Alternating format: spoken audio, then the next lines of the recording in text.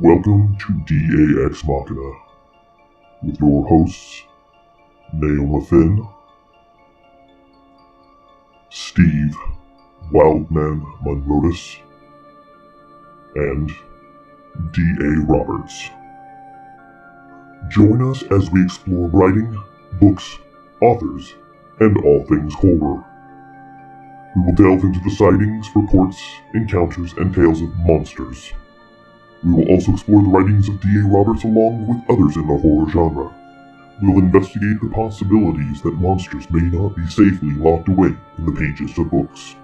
They might just walk among us even now. Grab some popcorn and lock the doors. It's going to be a creepy journey. Welcome to DAX Machina.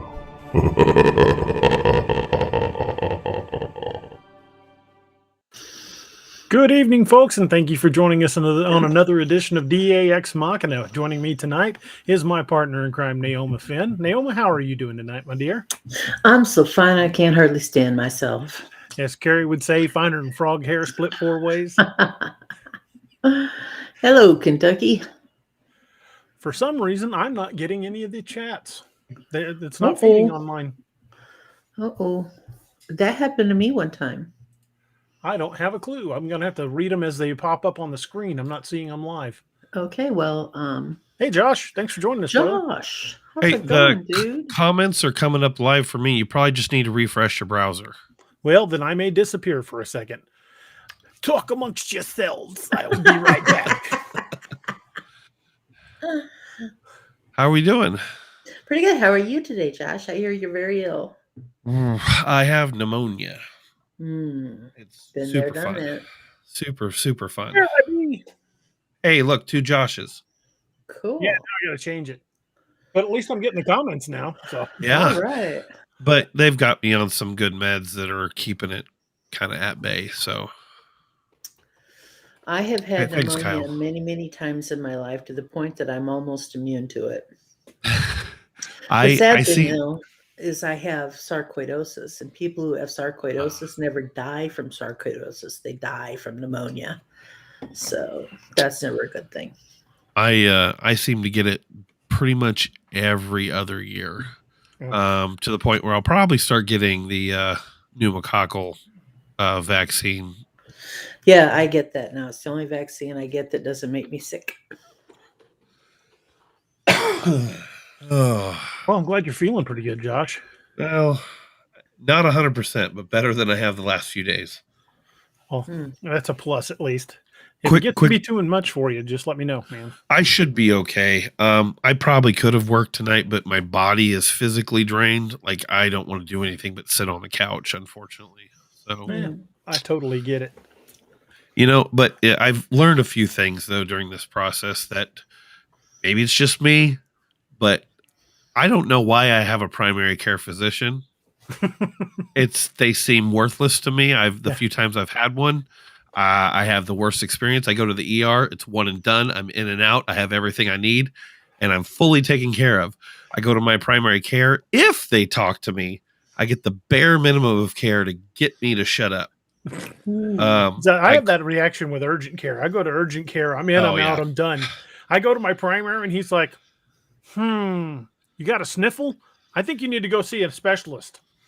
Yeah, no, I do not need to see My a specialist primary for care alcohol. person is the best in the whole world.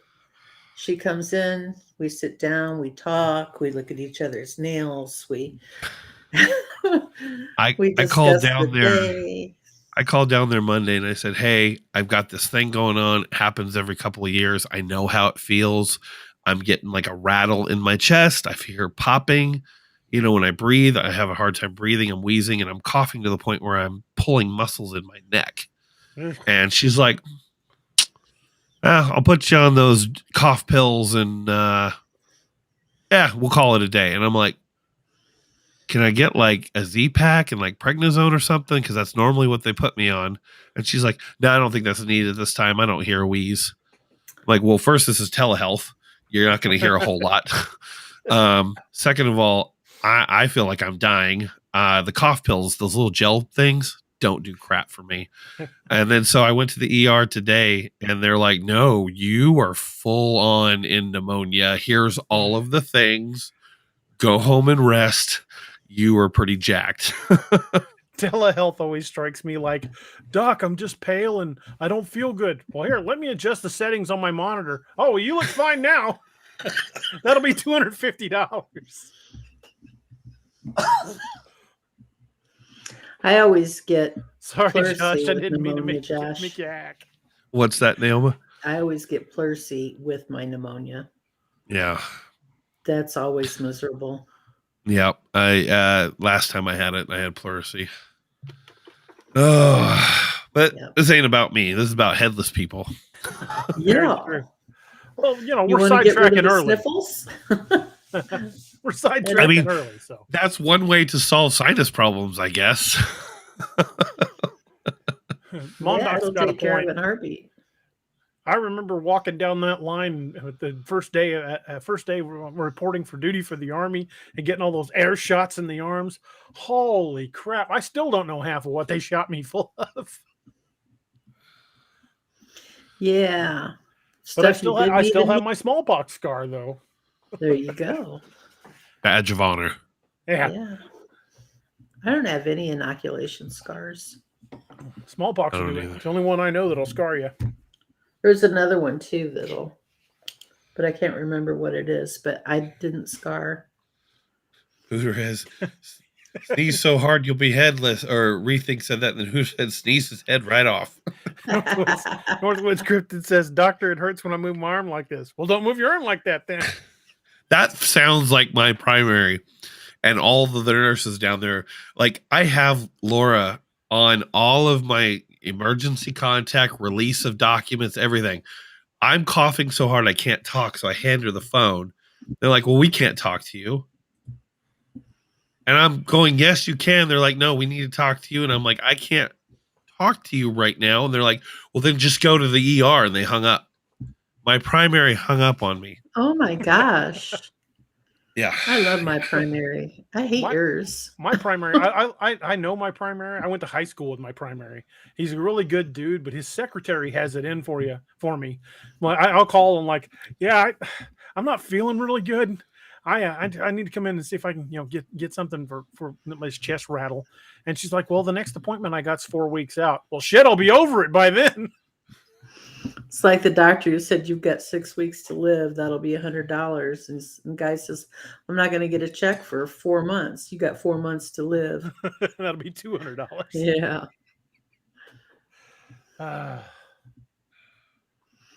Yep. Oh, man. I totally 100%, 1,000% agree. Kyle Reel says he hopes to finish Lakeview Man first duty sometime early tonight or tomorrow. It says if his stupid ceiling fan will quit squeaking and driving him crazy. Well, man, I'm glad you're liking the book. Thank you. Lakeview 3 is very close to done. There's some surprises in this one. Some big surprises. Josh, some you don't even know about. Oh, the ones I know about are pretty big. If you'd like to do some of the alpha reading on what I've got so far, I'd be happy to send it to you. Oh yeah, I'd love it. I will get that to you here in a bit then. Yeah, the Lakeview Man series is, they're all good, but I really like the Lakeview Man. Lakeview Man's a fun series. I'm adding a new / old, say familiar character to the Lakeview series. Johnny Half says, good evening from the east side of the Mississippi River, Northeast Illinois. Hey, well, thanks for joining us. I'm from the east side of the Mississippi, south of the Ohio River. Lanita, I think that was for Lanita, sorry. Chris Miller says, thank goodness I'm out of books. Well, I'll try to crank it up a notch for the rest of the year. I had just started writing on mine again when I got sick, and I was like, I don't even want to look at a computer. I am in the middle of doing my next episode for my show, but as soon as I finish that, I'm going to give ACX one more shot at accepting my level of work. I'll keep my fingers crossed. Derek Buckles Derek Buckle says, I just finished Apex Predator 2 through 4. I was blown away by the surprises. Looking forward to the next books. Apex Predator 5, it's going to get ratcheted up. It's going to be set in the LBL, and it's going to be called Apex Predator Dark Moon. Oh, cool. Anyway. Is that one where we could possibly see some face-off between cryptids? Since it's going to be an LBL? Wow. That's a definite possibility. That would be sweet. Let me find the little segment real quick. We getting a tease? It's not very long, but I'll read it. So give me just a second to find it. Nice.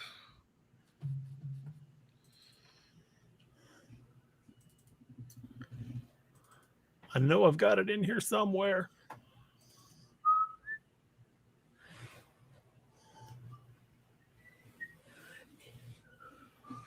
Sorry, my computer's slow. Sorry, if I go dark, I'm blowing the old cannon. No problem. It's a schnoz alert. Yep.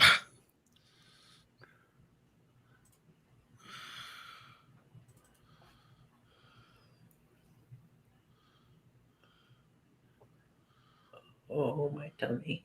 Okay. We're gonna not have those kind of comments in here, Mr. Miller. We try to keep things super unpolitical. We don't go either way on stream. So correct. Try to keep that stuff out of chat.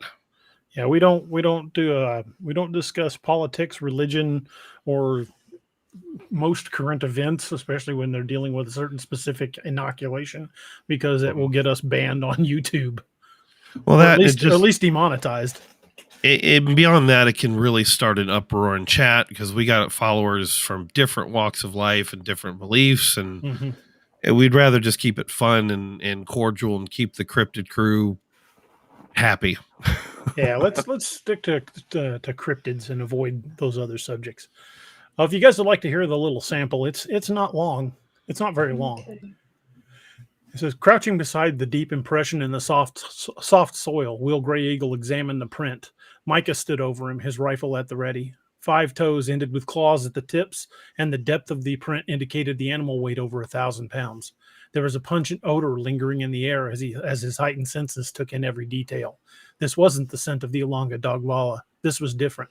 Musky and strong with a lingering hint of rotten meat and urine. What is it? Asked Micah, dreading the answer. Gugway, said Gray Eagle. Looks like a big one.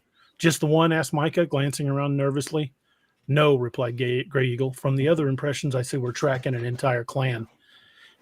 Micah says, we need to get the hell out of here, said Micah, keeping his voice low. Without the others, we're no match for an entire clan.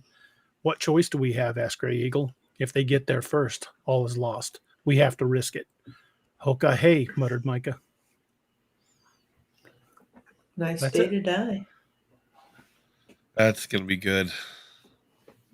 It's going to get ugly in the LBL. Yeah. Outstanding. Cool. Just as a little tease, and I know Adam's been not wanting me to say this, but the game may feature some Gugway and Dogmen as well. That's going to be awesome to be. I can't wait to play it. We actually just had a very minor meeting over Facebook just to kind of give people an update. Adam's been reskinning and retexturing a lot of the characters and kind of going through some of the graphical design and has started to plan out some levels. And we're all three going to sit down and get the Kickstarter ready. I think we wanted to launch in May, right at the end of tax season. Sounds good, man. AJ Congdon had a question. He said, DA, how do you pronounce Gideon's call sign? Mjolnir, like Thor's hammer, Mjolnir. Or like, what's her face says on Thor, Mew Mew. Yeah, I think Gideon would probably punch you for saying that. But it's funny in the movie, though. It is kind of funny, but absolutely. The joke got old fast, though. Yeah, it did. Was it Derek? Derek Buckles said game ? We got a lot of new followers. You might want to mention that again. Well, why don't you tell about it? Gogo said, D.A. Roberts, did you maybe get something new catch with camera, something supernatural in 2022? Well, we've got an expedition planned to go into the Haunted Landers Theater. I've got a friend, James Clary, is working on getting me permission to go in there and film. And here recently, there was a daylight Bigfoot sighting in a Missouri State Park. And I'm going up there Friday to do some filming, and hopefully I'll get something on camera. So if I do, we'll talk about it and show it on Saturday. Cool. Awesome. I'm sorry, I'm answering. Hang on. Yeah, I noticed a bunch of questions that I'd missed while I was looking for that snippet. I think you're maxed out on video clips. Yeah, I'm gonna have to cut some of them out of there. I can play the trailer if you want directly from my computer, if I can find it. I have so many I have it on our channel.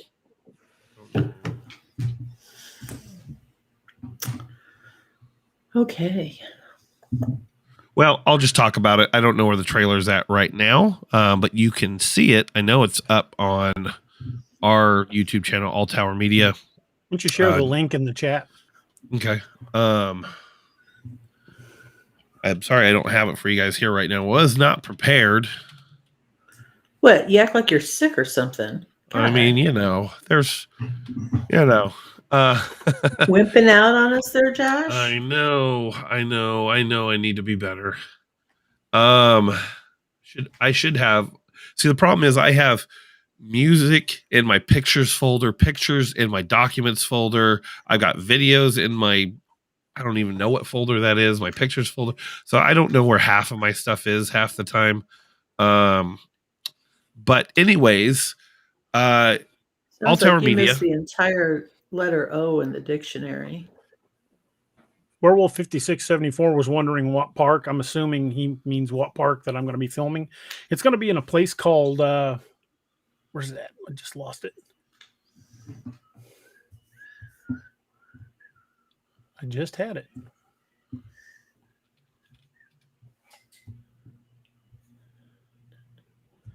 Uh-oh, my heat just kicked on. Wait, I might have found it. It's at Settles Ford Conservation Area up in Cass County, Missouri.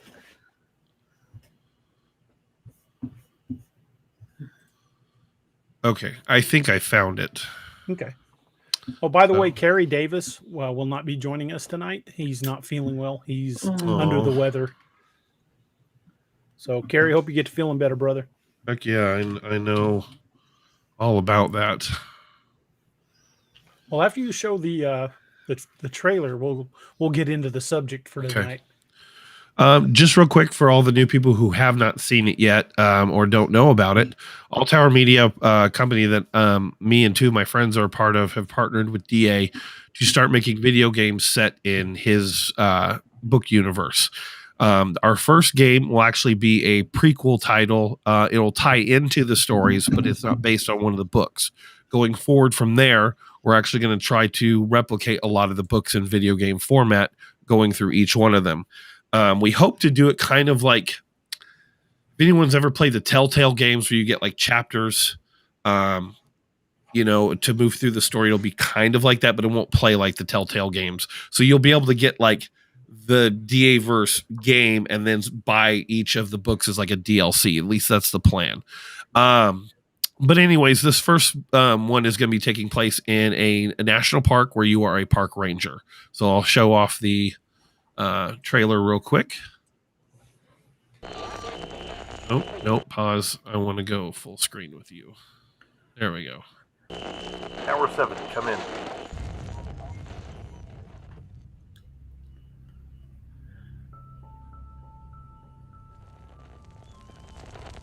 Come in, Tower 7.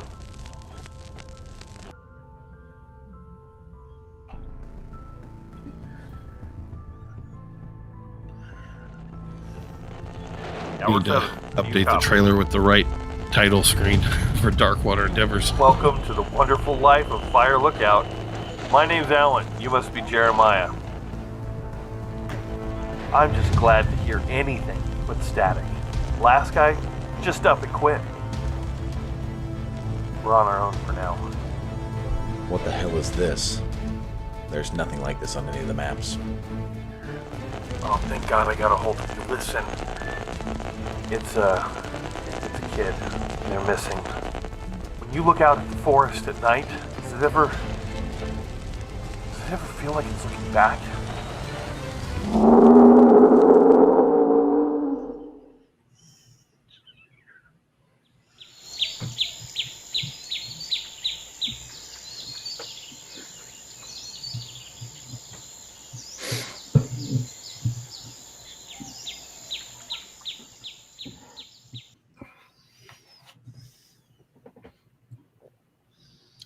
I love that trailer.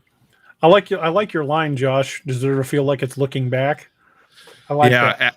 Adam wrote that, and I was like, I gotta hit that one. I gotta hit it right for it to land, and I was very proud of that moment right there. Listening back to it, we're really excited. We're probably gonna recut a new trailer that was more of a teaser.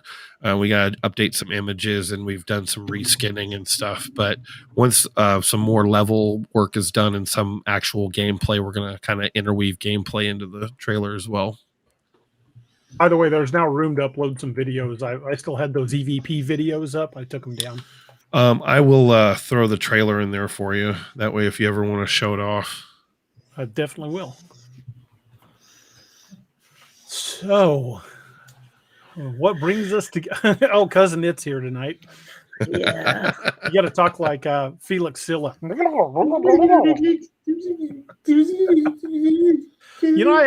I actually met Felix Silla at a convention. Really nice guy. He passed away in 2021. Did you put your glass on his head? He probably would have punched me right about where he could reach. So probably wouldn't have been an easy deal. Do you know who played Thing? No. Lurch. I didn't know that. He had two roles on the show. I met Felix Silla, who played Cousin It, and I met Butch Patrick that played Eddie Munster. Both very nice guys. I have a signed photo of Butch Patrick, I think, on my mantle. That's cool. Yeah, it might be in the music room, though. I got some pictures somewhere of me with the Munsters cars. Thanks, Kyle. Appreciate it. Yeah, I don't know which one I like better, the family car or Grandpa's little race car. That was cool. Okay, I'm tapping my nails. I was catching up on some of the comments. I was too. Dwayne, appreciate it. Thank you. Well, we are going to be discussing the Nahanni Valley in the Northwest Territories of Canada, where over the last 200 years, a considerable number of headless bodies have been found, and the remarkably similar circumstances that are happening somewhere else. Naoma has recently done a show on her channel, the Naoma Finn channel on YouTube. She kind of touched onto the night. She did about a 15-minute show. It was about 15 minutes on the Nahanni Valley, and it's awesome. It's an awesome telling. You guys should definitely go check that out. But we're wanting to go into that in a little more detail. She did tell a lot of detail, and I'm not taking anything away from the story, but we've got some other similarities that we want to discuss at a little more depth. Naomi, you want to kick us off? Well, sure. You are awesome, my dear. I know. Anyway, that's what my granddaughter says when you tell her she's beautiful. I know. She's like 9. Why, my stars and garters, yes, I am. Mark Napier made a quote from the 13th Warrior. They always take the heads. Well, and back in the late 1800s, there was this, I can't remember his name now. His grandson's very important to the story. No, his son is. But there was this guy up in the Yukon, and he happened to discover this little gold stone type thing that turned out to be pretty valuable. And so had about, I think it was 100,000 people rushed to that area to get their own little pieces of gold rock. And most of them went by way of what they called the East Alaska Passage, I believe, where they would go up to Alaska and then they would go up the Yukon River till they got to the fort and in the upper part of the river where that's where all the gold was being found. But there were about 1,000 people who chose to take the all Alaska route. And that was or all Canadian route. And that was a very rugged way to go. There wasn't a whole lot of summer. They got caught in snow. A lot of them didn't make it. And that was probably because they decided to go through this place called the Nahanni Valley. The Nahanni Valley is actually a huge section of land in the Mackenzie Mountains. It's formed by the Nahanni and I believe the Flat Rivers. And for 10,000 years, it has been that region, most of that part of Canada, the Northwest Territories, has been inhabited by the Dene people. The Dene people. The Dene people. I'll never get that word right. Dene, pronounce it the way you want. The Dene. And but see, I watched a video of a chief and he wasn't saying it that way. That's really? why I get confused. Yeah, I figure all the rest of us say Dene, but that's not what he was saying. I may be thinking of the other tribe, so we'll save that for a minute.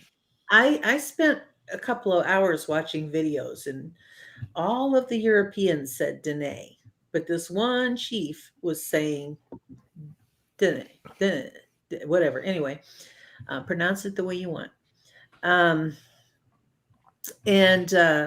Anyway, they had lived there for 10,000 years and they've had all of these amazing, strange, and frightening legends about the place. And one of them is don't go there. Plain and simple, just don't go there. And but they, of course people did and they didn't come out.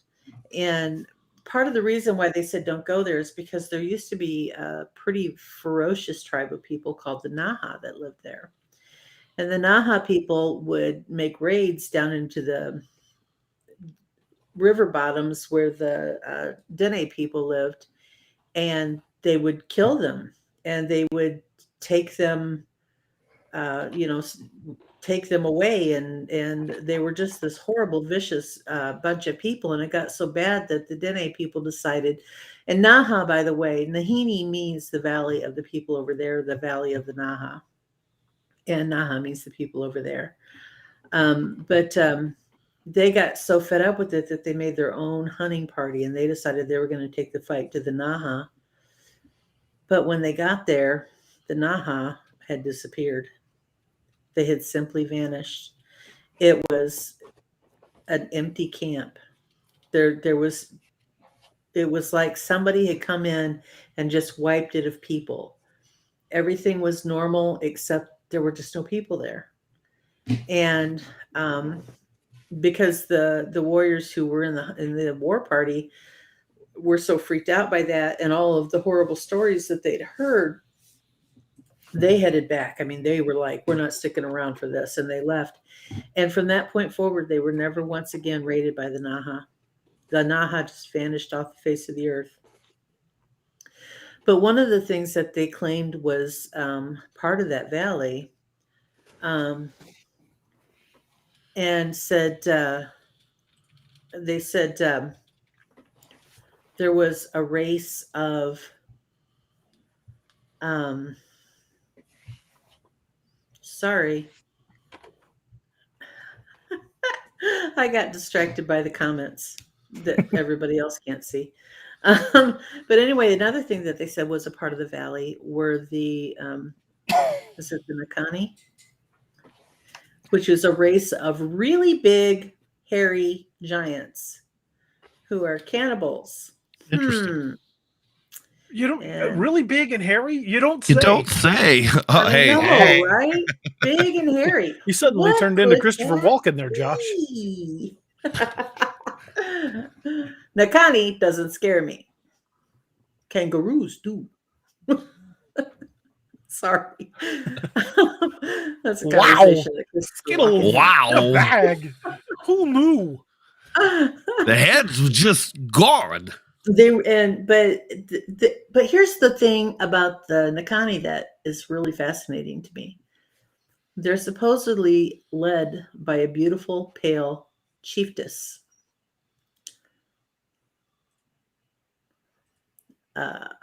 Pale-skinned, beautiful, big hairy woman.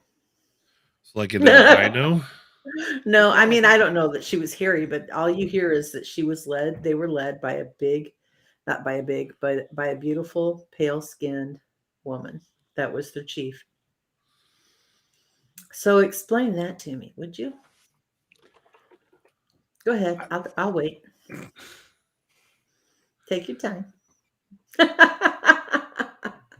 I mean, another really interesting. I already made the joke. It was Daenerys Targaryen. Yeah. Lost to dragons and picked up some Bigfoot instead. Leading a tribe of Gugway. You know, something that's also really interesting about the Dene people is they didn't settle in that area till about 10,000 years ago. And the last mastodon vanished about 11,000 years ago. But it appears in their artwork on a regular basis. Well, I'm telling you, if there's a place where stuff like that could still survive, that's it. Yeah, folks, what you don't realize is down at the bottom where you see that river going through, that's not a stream. That is a huge river. A very rapid, hard to cross river. Yes. Yeah. Yes. I mean, it's a gorgeous area. It's gorgeous because, we're not there jacking it up. Right. Right. Well, there's only 4 ways to get in there. You either go in on foot, you go in by horseback, you go in by canoe or boat up that river, or airplane. Yeah, there are places that are flat enough to land a plane. But that's and even then, you're still going to hike in a long ways. Mm-hmm. Yeah. Yeah. And that's why there's so few people there. Yeah. One of my favorite stories about the Nahanni. What? What did I miss? It's on the screen.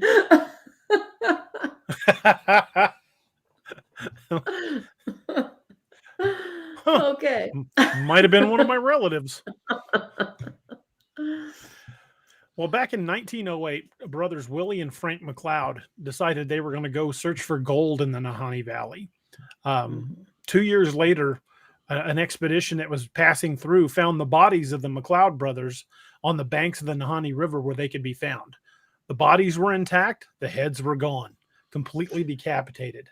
And by intact, that means the bones of the skeletons were undisturbed. Right. It was like they'd been left there to be found by the next person that came along. 9 years after that, a guy named Martin Jorgensen set off into the Nahanni, also looking for gold. He sent several letters out by trappers and stuff that were passing through the area that he had struck gold.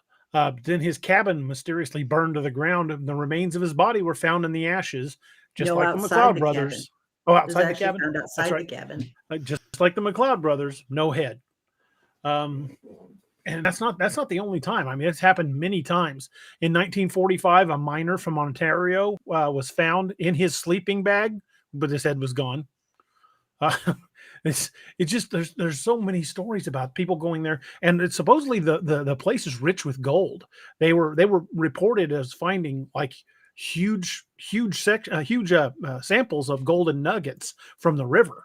So it keeps attracting people. But anybody that stays in that valley doesn't not leave. The lost McLeod brothers mine is actually the stuff of legends. Mm-hmm. There are people who thought that they found it. They may have found, what is the gold that comes down in the river? Starts with a P. I don't know. I started to say, hang on, I will tell you in a minute. Panning for gold? No, it's there's either the mother lode, which comes out of the mountain, mm-hmm. or there's the gold that you find in the river, and that I started to say purchase gold, and that's not it. Alluvial? No, it starts with a P. I am certain it starts with a P. Placer? Did you see this Placer comment? gold. Thank you. Placer gold. Which one? Josh, did you see this comment? Ingerbata? It's from Norse mythology. I don't know that name. She was the wife of Loki. Getting her groove back. Oh, That's Lord. awesome. Okay. Yeah, I forgot what her name was. I knew he was married to a giant. Mm-hmm. Angerboda. That's hilarious. Well, Derek Buckles, if I can catch the comment, because they keep moving. Derek Buckles says, "Curse on the valley, curse on the valley for the gold, lost gold mine. Sounds like the Lost Dutchman." Funny, you should say that. Interesting. The Nahanni Valley is in the Northwest Territories of Canada. You flash almost 2,000 miles due south into the Superstition Mountains of Arizona. There is another valley where headless bodies have been showing up for more than 100 years. Almost identical circumstances. And the irony is that area was once settled by the Navajo. The name the Navajo call themselves is the Dene. Isn't that interesting? Isn't that very interesting? I want to name a few people. Shoot. Some of these were found headless. Some of these were just found dead, and some of these vanished without a trace. 1929, prospector Angus Hall vanished without a trace. 1940, a man named Holmberg was found dead. I think he may have been found headless. 1945, trapper John O'Brien was found next to his campfire. The match was still in his hand. It was like he had been flash frozen on the spot. In 1949, the body of a man was found in his cabin. 1962, a plane crashed in the valley, 6 miles from the man's destination. The pilot was well provisioned, had no reason to believe he wouldn't be rescued, kept a diary for 50 days, and then the entries abruptly ended. They did eventually find the plane, but the man's body was never found. Okay, now let's go back to He was only 6 miles from his destination. 6 miles, and they could not find him. That's well provisioned. I would have hiked out. 6 miles ain't that far. You could do that in a day. Yeah, Easy. That's what I was thinking. If he knew how close he was to his destination, get off your lazy backside and take a walk. Yeah, if he had a good compass, he could have made it in a day. Anyway, so let's talk about this other valley. Sorry, I needed to wet my whistle. Okay, it's wet now. I have not, in any of the things I've been looking through, found the name of the valley, but there are at least 12 people that have gone missing, looking for the Lost Dutchman mine. It's a really big mystery down in Arizona. I mean, they say more than 600 people have lost their lives trying to find the Lost Dutchman, and not all of those have been found. But there's a valley hidden in the superstitions that's rumored to be cursed, and the Native Americans that live in the area have warned people to stay out of that valley. And when they do find the valley, when they do find the people, they find them without their heads. And it's one of those places that's very difficult to find. In fact, if I remember correctly, you're not even allowed to go in it now. It's considered off limits, but people still try. The lure of easy gold and fame and fortune is too great a risk.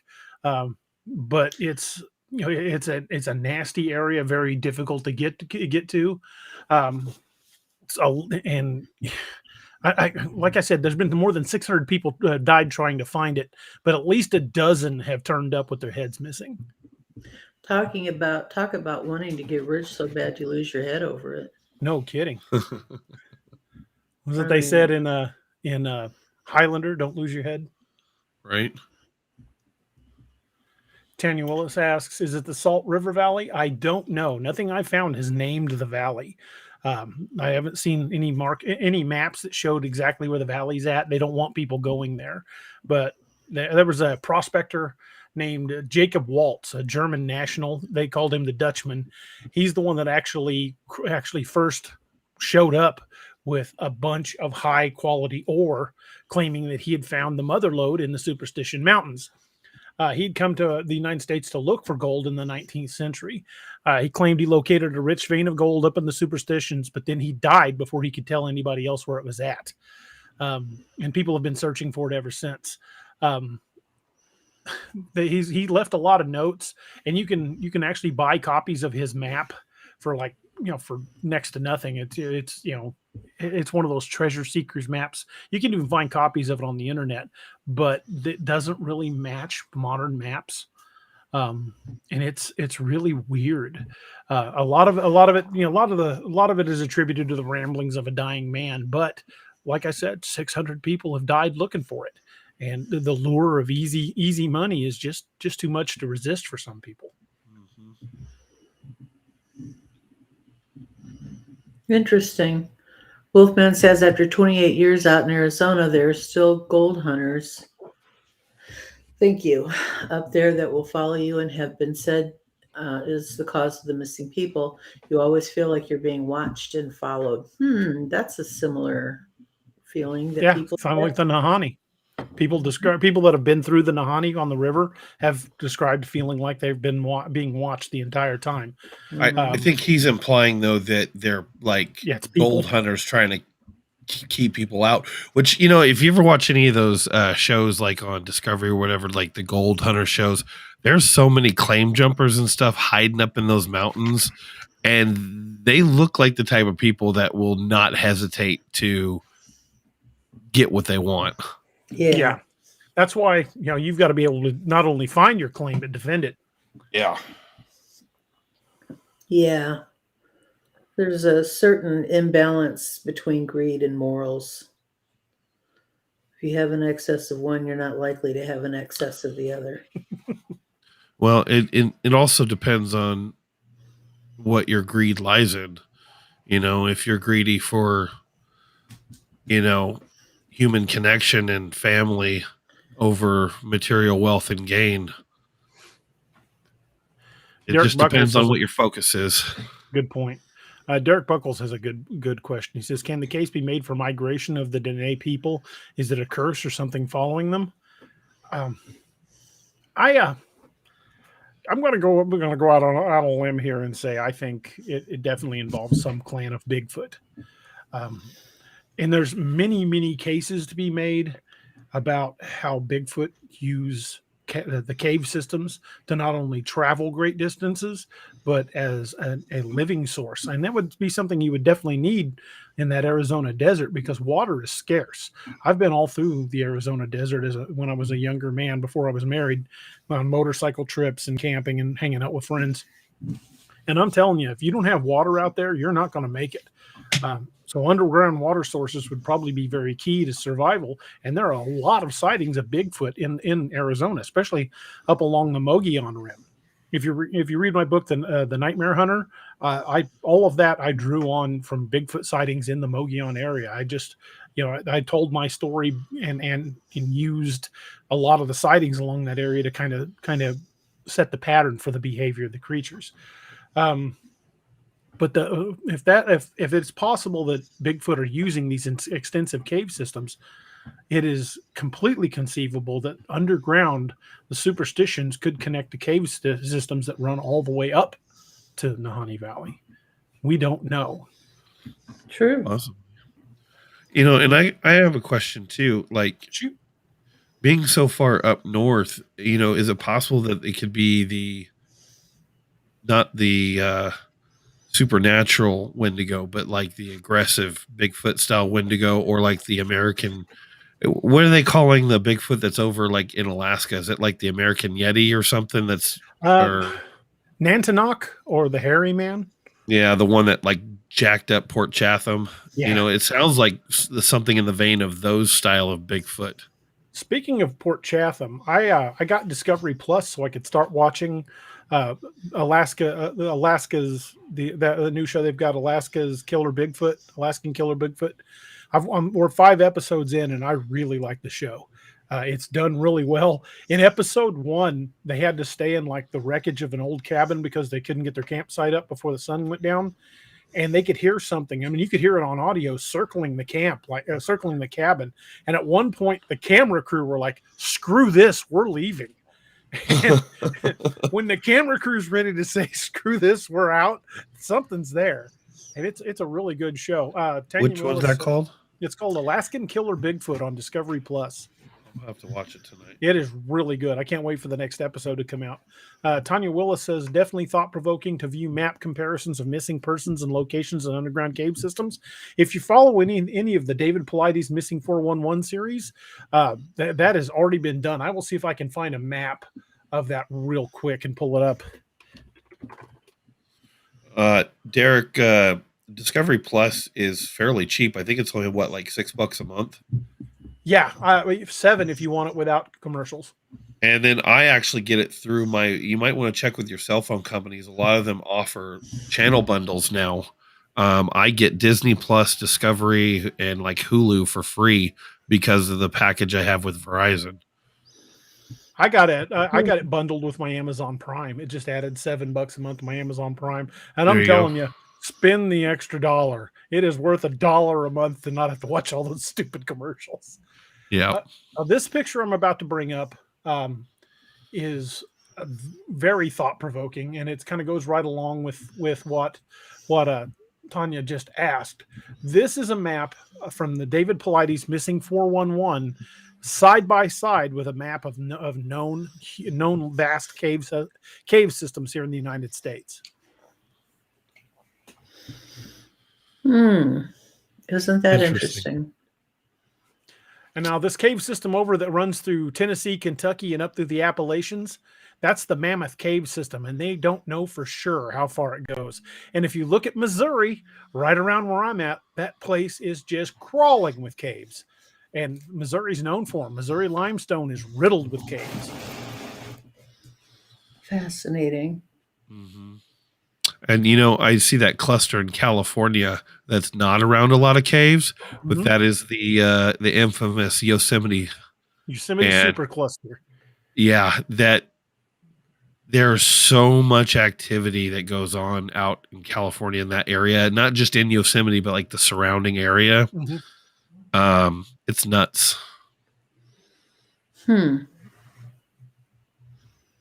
Fascinating. Truly so. You know what else is fascinating? Well, go ahead, Josh. Sorry. I was going to say, it's also very fascinating is that if you are enjoying this show, go ahead and throw a like and subscribe down because we have a lot of fascinating shows on this channel.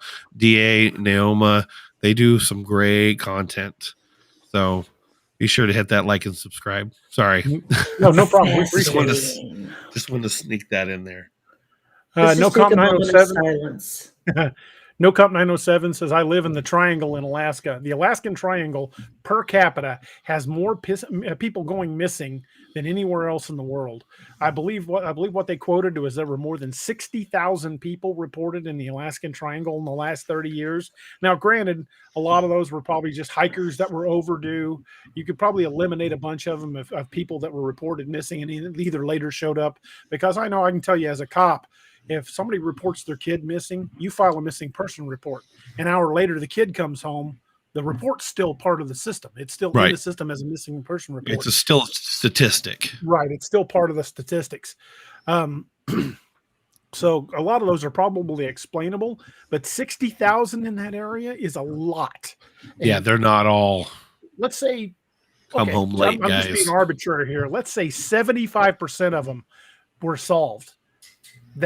That still leaves what is that about 15,000 people completely unaccounted for, and I'm a big follower of Missing 411, and I know for a fact that some of those people are undoubtedly been predation from bears or mountain lions or things like that. There are known animals that account for a big part of that, but not all of them. Some of them are just gone, no traces. In weird circumstances. You got a hunter, who's very familiar with an area, goes back down a trail, doesn't check in, but they're able to track him, find his coat, then track him further. They find his shoes and like his pants or something are all nicely folded, and he can see it. It's well, they're found within view of a house. He walked through this whole area for miles and eventually came out on the other side. Where did he go? Why is his clothes folded? Very neat and considerate bears. And there are some cases where the body remains of the bones of the body have been found with the clothes laying nearby. If it'd been a bear attack or a wolf attack, the clothes would have been shredded. Bears don't go, hey, let me get them blue jeans off before I eat you. Or they find them after they have searched the area 7 or 8 times, and then it's been well traveled, and then they come back later, and then there's a body. Or a piece of a bone or the skull. Yeah, something that they would have seen. Yeah, like I said, I'm reasonably certain that a good chunk of those were, animal predation. But there's so many of them that can't be accounted for. And when you find a body with the clothes next to it, it's not like it went, hey, old boo-boo, let's get his pants off. Bears don't operate that way. They'll tear into the clothes and everything. You'll find bloody clothes shredded around the body, and bears will feed on a body over a period of time. They will bury part of it and come back and eat on it later again. That's not the case with these. There are many of these cases that are just absolute mysteries, and David Paulides does a very good job of detailing these. Again, I've harped on this before. I'll say it again. I think Teddy Roosevelt not only knew these creatures existed, I think that was a factor when he created the National Park Service, because he cordoned off millions and millions of acres of pristine forest land. Granted, a lot of that's habitat for animals that they wanted to preserve, but a lot of it is completely off limits, and they don't want us going in there. And I think we know why. I think our government has been aware of these creatures for a very long time. Greg Price, I agree. In the later stages of hypothermia, you do think you're hot, but you're also at a point where you're not fully physically functional. And we're talking about things that are completely folded and, I mean, stacked symmetrically and weird hypothermia stuff. Doesn't account for all of it, because some of these remains are found and they went missing in the summertime. Right. Yeah. Dwayne Milton says bears don't like skinny jeans. Tastes like vanilla latte. Vanilla latte and avocado toast. Avocado toast and IPAs. Bear's like, too hoppy. I forget what IPA stands for again. India Pale Ale. Oh, yeah, that's right. But I think it just means crappy beer. Okay. There's a handful that don't taste too bad, but overall they're not great. I don't mean to make fun of people that like IPAs. My son likes IPAs, but I give him a lot of crap. I don't like hoppy beers. I'm more of a fan of like the lagers and the dark beers. I'm a Guinness guy. So I prefer my beer not to move at all. I mean, I don't want to chase it hopping around the table. Yeah, very much so. Well, I'll go one further. I don't like beer, so I can't hardly drink it anymore anyway, so I have no opinion. I think I have spent too much time mucking and raking stalls. Beer smells just way too much like horse manure to me. Horse manure smells too much like beer. Yeah. So I can't do that. No, that's funny. Yeah, I was just says, Bigfoot passing a pair of Birkenstock sandals is the causes of the screaming. It's the Velcro. Gets him every time. Oh man. Oh my. I hate Birkenstocks. Me too. Alrighty then. So yeah, back to the Nahanni stuff. I personally lean toward it being some type of Bigfoot that is doing this. I mean, there are other accounts, many from the Alaskan area. One I was talking to Naoma about that happened up in the Michigan Upper Peninsula, about a case where a head had been torn off a hunter. I think this is an aggressive Bigfoot tactic. And I honestly believe that both the Nahanni and the valley that's in the Superstitions these people are being preyed upon by Bigfoot, and the headless bodies are being left behind as a warning. I don't mean to distract again, but I just wanted to say hi to Mike. Mike was my first person to give me an encounter to do on my show, which I just want to say hi to. Hey, Mike. Anyway, yeah. I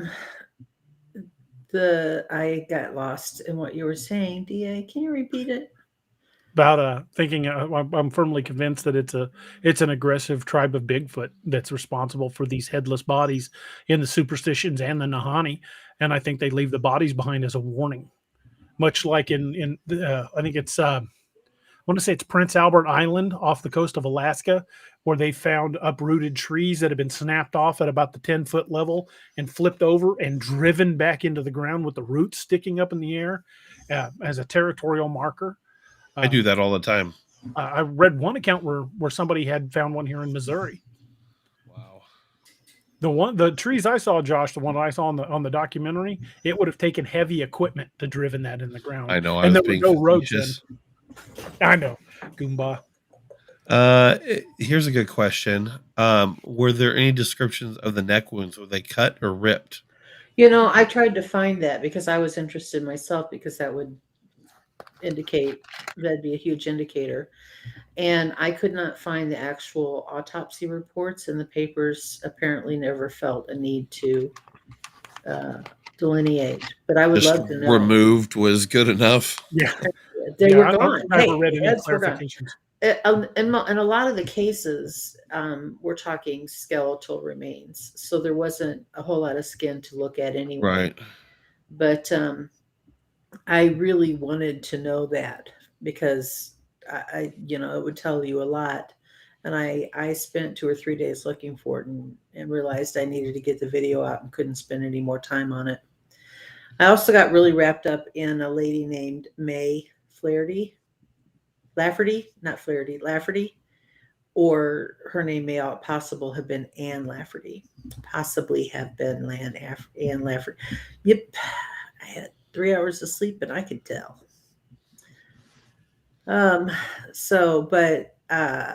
Yeah, if it had been cut, it would indicate human.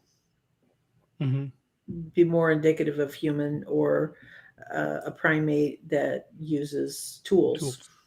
And I think, just like it's almost naive to not believe that these, after all the evidence we've seen, that they don't exist. I think it's naive to think too that it's possible that they don't use some sort of primitive tools, because even in the Patty footage, isn't there speculation that she's carrying some sort of pouch?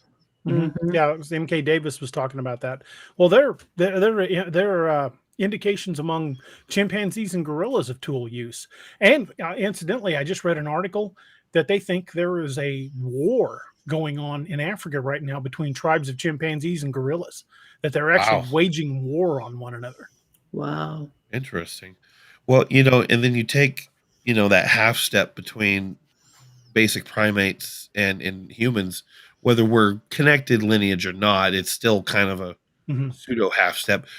You would have to think that they would be using more than just, a sharp rock to open a fruit or something. They're going to be using tools like spears and knives for hunting. Spear.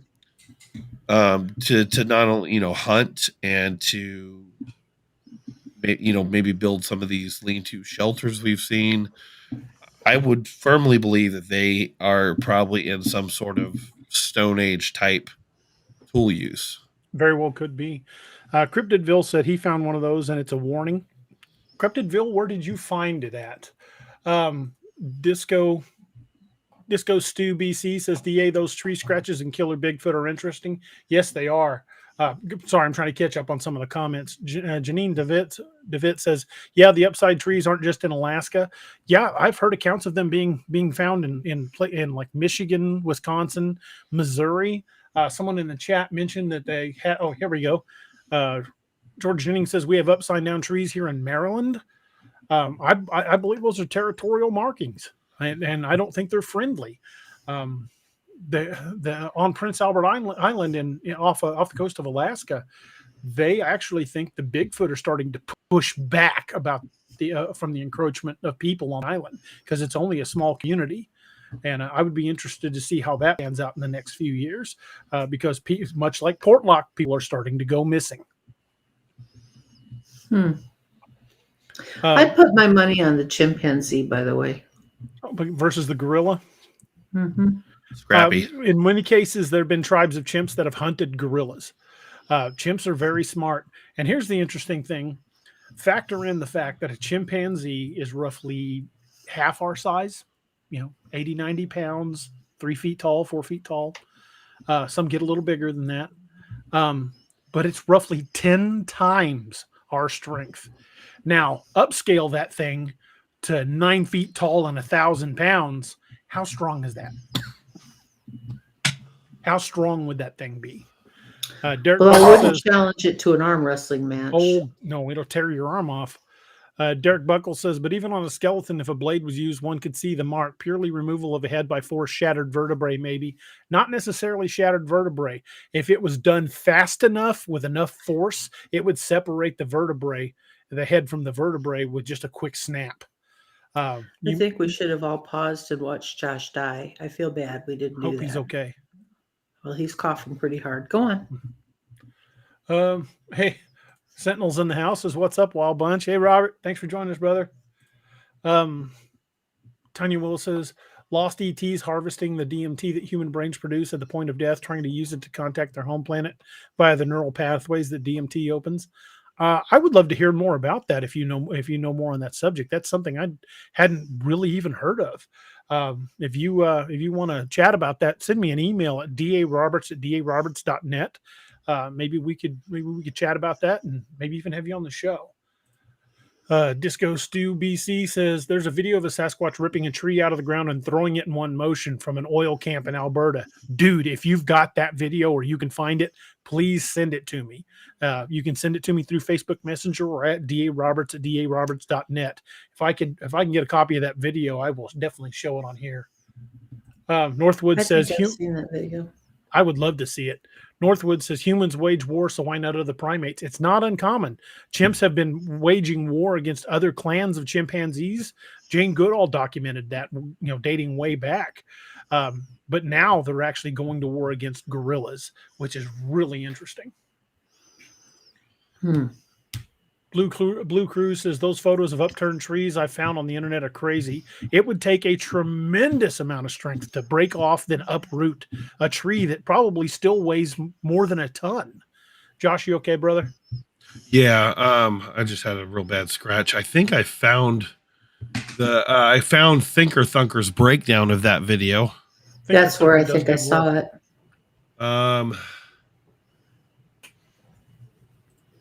Trying to get the TLDR real quick to see if he bought it or not. Greg, you're not wrong. Chimpanzees are just nasty. They've been people that keep them as pets have had to have them put down because one lady had her face and fingers eaten off. They are just nasty animals. And she was just going to visit her friend that owned the darn thing. Right. Yeah, the cops had to kill it. Mm-hmm. I mean, the video is horrifying because you can hear her begging them to kill it, to get it off of her. Janine DeVitt says the animals learn to use tools by watching people. Yeah, chimps and gorillas are smart. They will figure stuff out. Like there was one incident that happened in a zoo. I want to say it was the San Diego Zoo, but I could be wrong about that, where a gorilla picked up a rock and used it to start smashing out the plate glass in his enclosure. It figured it out. It was heading for the highway. Going back to holy crap. What? You gonna die? No, I was watching that video. Oh. He's leaning towards it being plausible. That's awesome. Cryptid Bill says, I found it on the side of a highway I was traveling on one night. When I went by the first time, it wasn't there. When I came back, it was driven into the ground right at the edge of the pavement. What state was that in, or what highway? Because I would like to go back and find that if it's anywhere near me.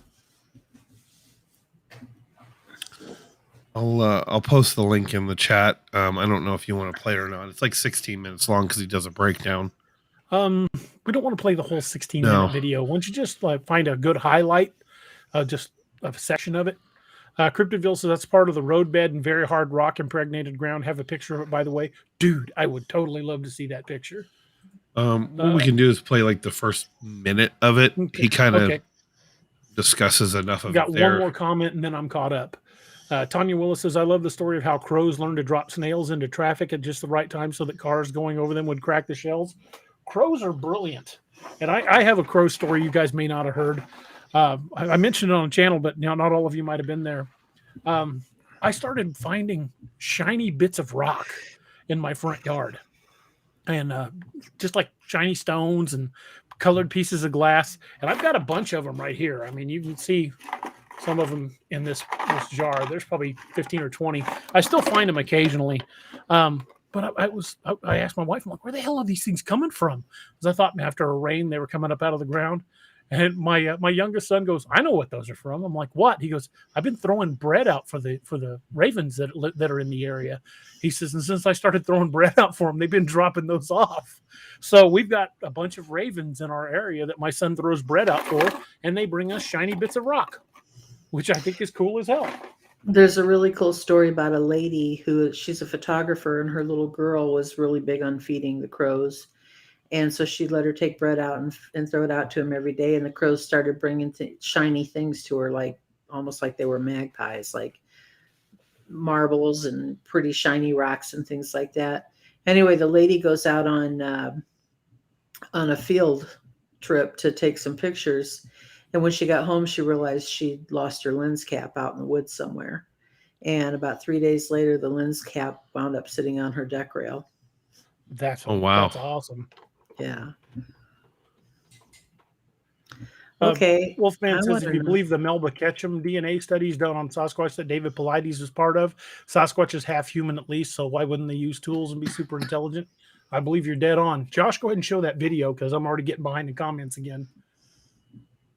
Well, with our awesome cryptid crew out there, I don't think you'll ever get caught up. You just got to hit and miss. Also, guys, I'm trying to keep up, folks.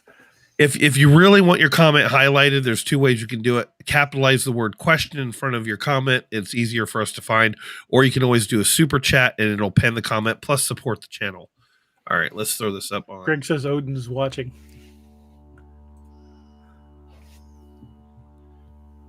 Let's play, like I said, like the first minute or so of it. Okay, so this clip was sent to me back in 2015 by a guy named Matt D., who had apparently sent this clip around to some other people, including Dr. Jeff Meldrum, who took a look at this and said, well, that could be anything, could be anyone, and he's right. But what interests me is what Mr. Anything out there is doing, which is watch him launch that tree. So the question is, how big, how long, how much does that tree weigh? We're going to look at a log weight calculator to get an estimate. If that thing is even close to right, we're looking at a guy out there in the trees that has superhuman strength. Let's go check it out. All right, I was just going to play that first part. It's easy to see whatever that is yeeting that tree now that a good 40 yards. Yeah, now that you play the video, I do remember seeing that. I think Survivor Man Bigfoot played that. But one of the interesting things of that is that when you get a clear, I mean, that was kind of a pixelated version, but you can actually see the dirt coming off the root of the tree as it threw it. Yeah. Greg Price says, question, there's a clip out there that was on the Travel Channel that catches Bigfoot in the act of throwing a rock at the cameraman. I have not seen that clip, but I will look for it to see if I can find that. But there was a clip from Survivor Man Bigfoot where Les Stroud was out in the middle of nowhere, and I believe he was in Alaska, and he was walking, holding a selfie stick, talking to the camera. And I think it's in season 2 of Survivor Man Bigfoot. I'll have to find the episode, but the clip is awesome. He's walking, talking to himself. He walks past an area and he doesn't even see it. But he showed it. He talked about it later when he was editing the video. He walks past a section of trees and a large black hairy figure darts out from behind one of the trees and heads into the thicker bushes. And you see it plain as day for about 3 seconds. Do you remember that Bigfoot show that I had told you about when I first got Discovery Plus? I showed you that thermal of I've watched that season. Bigfoot watching the elk. That was crazy. Expedition Bigfoot, Expedition Sasquatch. You could see too. It's got that very short head, broad shoulder look, and it just sinks back into the underbrush because I think they were in Kentucky. It's full of that ivy that's taking over. That's real kudzu, yeah. And you can watch the elk. You know, kudzu can grow up to a foot in a single day. Jesus. You can almost literally watch the grass grow. Yeah. Well, people, there is so much proof out there of the existence of Bigfoot, but people want to ignore it. They want to talk about how we never find how there's no fossil record or bones. That's malarkey. Look at Lovelock Cave. They found huge bones with hair remnants around it, yet it got shut up. The bones were in a museum for a long time until the Smithsonian got wind of it, got a hold of the bones, and the bones vanished. There's dozens of times documented down through the last 100 years or so where large bones have been unearthed, and as soon as the Smithsonian gets a hold of them, they're gone. They're never heard from them, never seen again. They're never put on display. They're never talked about. And if you look at newspaper clippings, and I'm not just talking about stuff you can find on the internet, but if you go back to the actual old print newspapers, there's less than 20% of newspaper available online. Some of these old newspapers have all kinds of stories about wild men and wood devils and what they call down in Oklahoma the wood ape and wild men and just all these crazy stories before they had the term Bigfoot, and they were fairly common in these newspapers of the day. Just an FYI, my husband and I recently learned this in researching his latest book. You can call the local library and get their help desk, what's it called? Not the information desk, whatever. Anyway, the department you'd have to call. Yeah. And tell them what you're looking for, and they will go into their microfiche and find the story for you. That's awesome. If you can give them a general time frame and a subject. And that's what they're there for, and that's what they get funding for, and that's why libraries still need to exist, because there are a lot of newspapers that will never get online, but the local library still has them on microfiche.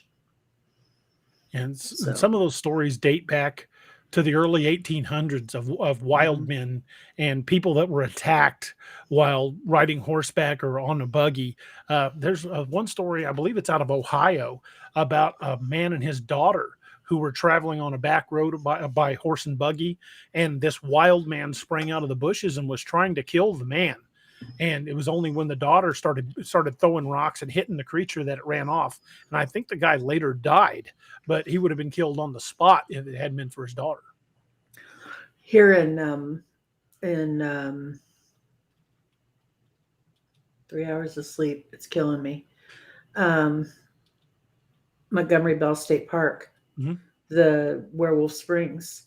One of the stories about that was a man and his servant traveling through the area in a wagon, and something was following them and they couldn't get away from it. And finally, in a panic, the two men jumped from the wagon and ran in different directions, and whatever it was chased down the servant, and the servant was never seen again.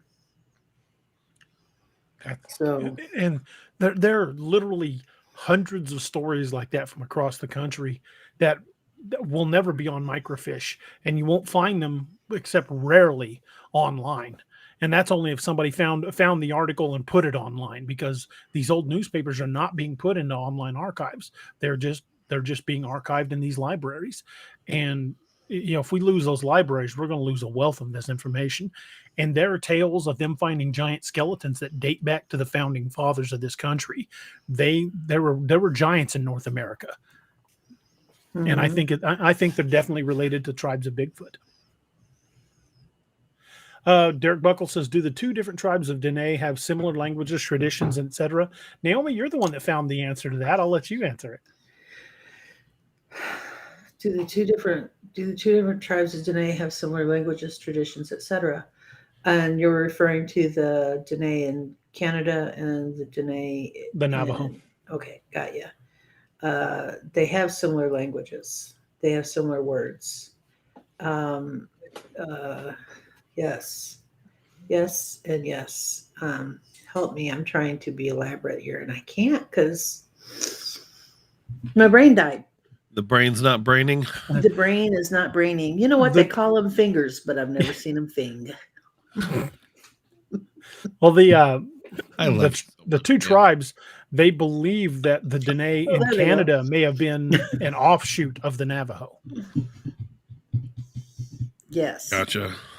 So there are a lot of similarities because they believe, actually the other way around, they believe that the Navajo are an offshoot of the people in Canada. Oh, okay. And the Naha people in Canada, I mean, this wasn't a recent disappearance. This is a tradition that's been passed down by the Dene people. And the Naha, who knows what they actually called themselves, they may have called themselves Dene too. I'm assuming they did. They disappeared, we're talking thousands of years ago. So it's highly possible that they could have jumped in a cave and traveled along. But the interesting thing about that, though, is the fact that when they jumped in the cave and traveled along, they left the fires burning at home.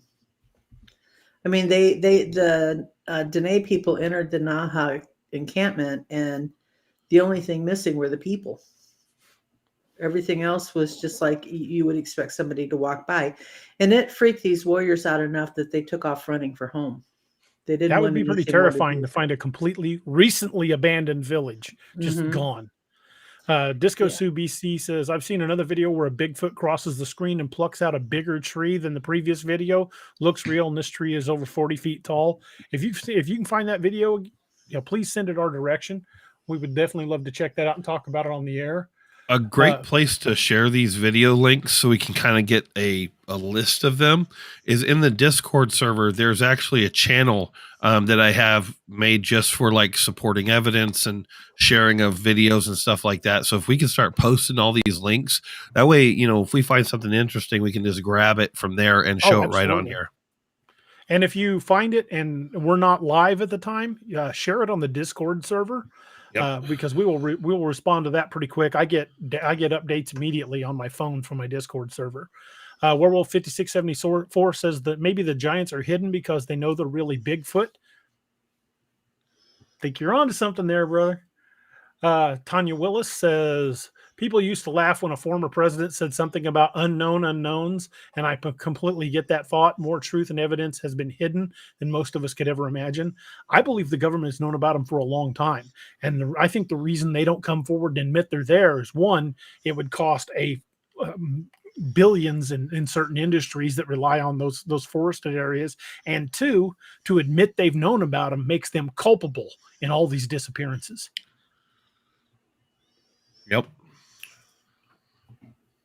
Wolfman says, don't mean to advertise for Polites, but he has a book that came out a few years ago with hundreds of old news articles about wild men.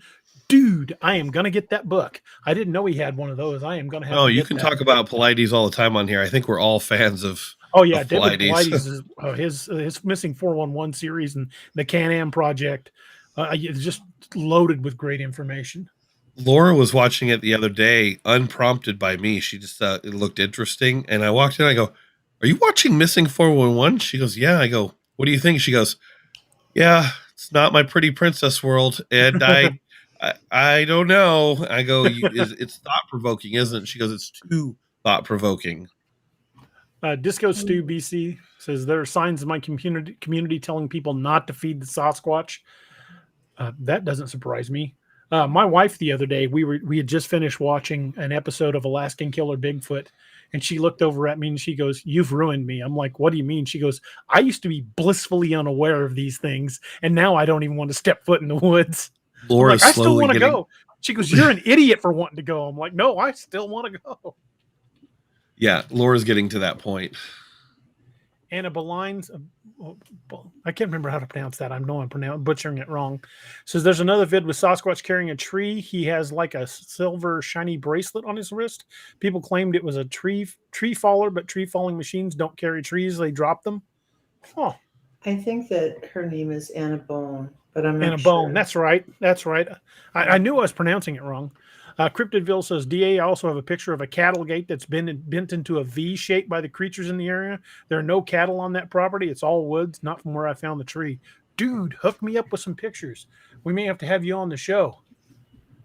And if you, in case you guys need the email address, I will throw that up there. You can email it to either one of us, either Naomi or I, at daroberts@daroberts.net or at naomafinn@gmail.com.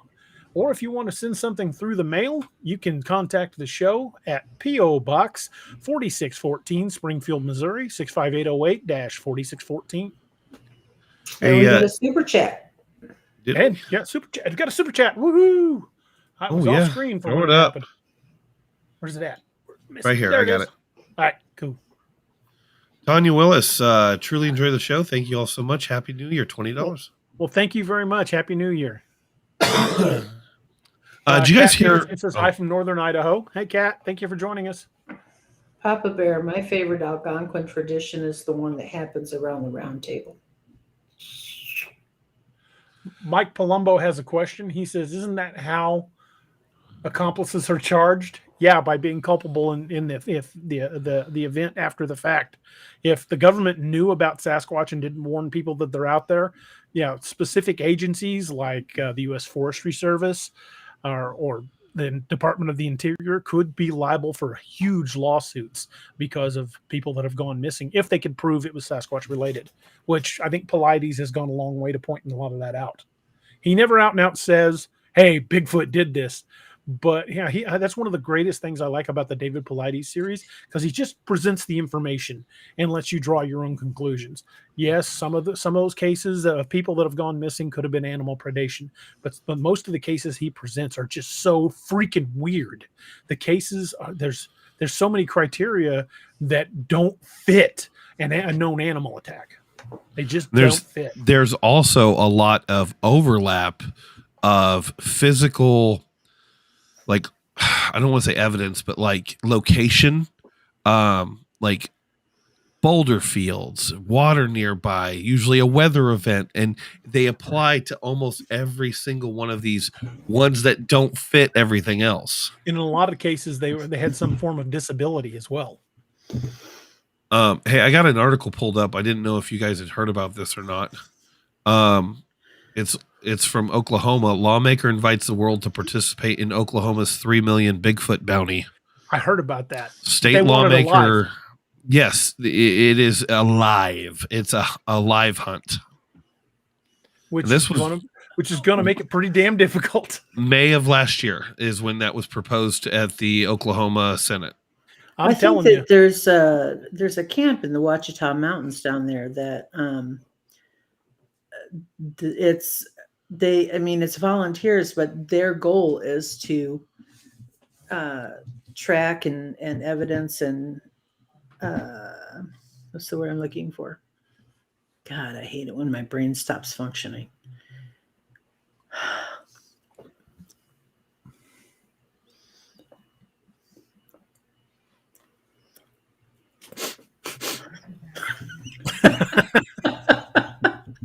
I've just gone dead. I can't think of it. You look like one of those guys that reports UFOs from Arkansas. Yeah, I thought. Right over there. I was trying to find a different article, and I ran across that one. I can't find it anymore, and I wish I would have saved it. It's the one where hunting law had been changed to allow for the term humanoids. Yeah, I think that was on a national scale too. Yeah. Mark Napier has a question. He said, could it be they put the Bigfoot warning signs up acting like it's a joke, but it covers their butts if someone's attacked on video? That might be why places like the Ohio Department of Natural Resources are putting out videos about what to do in case you're attacked by Sasquatch. And those are legit videos. The first time I saw it put out, I thought, oh, this is going to be tongue in cheek. They're joking around. They're not. They are presenting valid evidence and saying, if you run into this, this is what's going to happen. It's going to be pretty.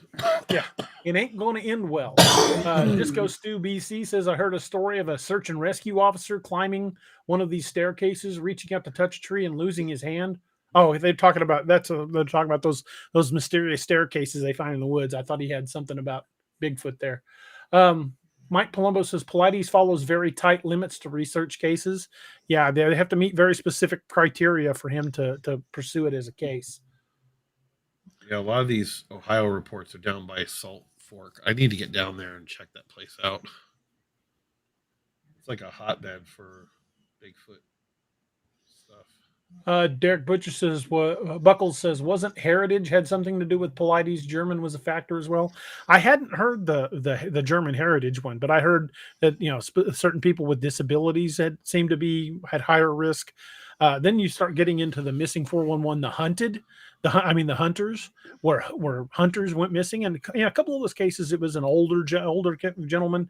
It could have been, questionable whether or not they had early stages of dementia. I could kind of see that, but then they would have found them considering the amount of sheer numbers of people they had searching the area. But some of the other cases, the guys were younger than I am and had hunted the area many, many, many times and went missing. Those are the ones that I find the most intriguing. Werewolf 5674, is it legal to hunt Bigfoot in Oklahoma? Well, if it's not, you're going to have $3 million to pay off your legal fees. Well, it's so long as they bring in a live body. Oh, yeah, well. Yeah, Disco Stu BC says, sorry for changing the subject. Hey, no problem, man. You guys are free to talk about whatever you want, but we're primarily focusing on Bigfoot and missing cases. So I think I would like to do a show on those staircases in the woods because it's really creepy. But that'll be for a future show. I posted the 5-part Bigfoot DNR. That's awesome. Link in chat there. You know what happens when I click on that? It puts it on the screen.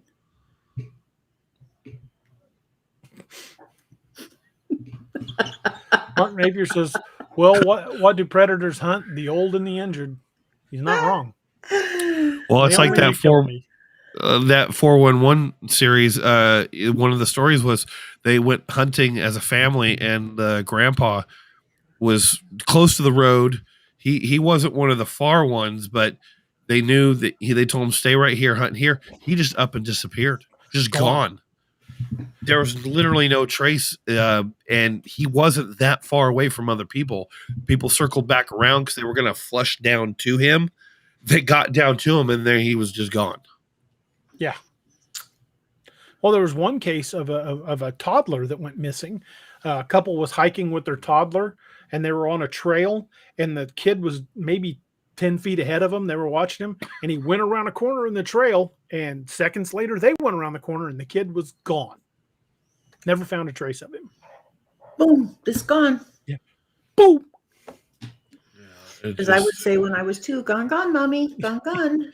It's very likely, and there's been so many accounts of Bigfoot creatures being seen either climbing trees or in trees. What would it take for it just to reach down and snatch that kid up by the head and then been gone? And who's going to look up for a toddler? Yeah. There you go. No comment says watch them. They did take them very seriously. There's a good comment. Wolfman says, a live body, what would they use to restrain Bigfoot? How much tranquilizer would you need? I'd say probably enough to put down a rhino. Better get him drunk. Put on the Barry White and get out the good wine. Let's get it on. Bigfoot But see, it kind of brings up a good point, though. And even circling back to our original topic of the Nahanni Valley, I'm really surprised. And it kind of happened with the, the ranch. Skinwalker Ranch. Skinwalker Ranch. A rich person that's just into this stuff needs to put a team together and go to these places. Like, they need to put together like a Team Odin that is strapped up, has the gear to protect themselves, but not out to hunt and kill unless necessary. They go out there to finalize this research. I wish that would happen. And who knows how many times people have tried to do that and have been shut down by the government. Yeah. No Comp says heavy caliber, high velocity. Yeah, no, I'm still going to go with getting him drunk. It works better. You know, you can get anybody to do the dumbest things when they're drunk, and I bet you could get the Bigfoot to drive himself right to the science. How much Mad Dog 2020 would it take to knock a Bigfoot out? Better bring a lot. Yeah. Just saying. Yeah, I don't think I would want to try to bring one in alive. In fact, I don't plan on hunting one, period. But what Josh is saying is exactly what I want to do. If the books continue to climb and get more circulation, and I have the money, the disposable income, I want to put together a small team and go to these areas. I went alone to LBL, then later met up with Nick Valente. But the first day and a half, I was by myself because my wife and son were at the condo that we rented. They didn't go with me. I was all over LBL for the first day and a half by myself. And later when my wife watched the video, she goes, "You're a moron. Why were you in some of those places?" Like, I was looking for it, man. What do you think I went there for? I didn't go there to just drive around. Ain't gonna find it at the mall. That's right. Ain't gonna find him at the visitor center either. Yeah. I got a question for you, Naoma. What if he's a mean drunk? Well, then he's probably my ex-husband. I don't know. No, my ex-husband wasn't a mean drunk. He was actually just a stupid drunk, but that's neither here nor there. I hope he's not listening, Seth. Well, I'm telling you one thing. You better call Big Spoon because you don't want to be Little Spoon to Bigfoot.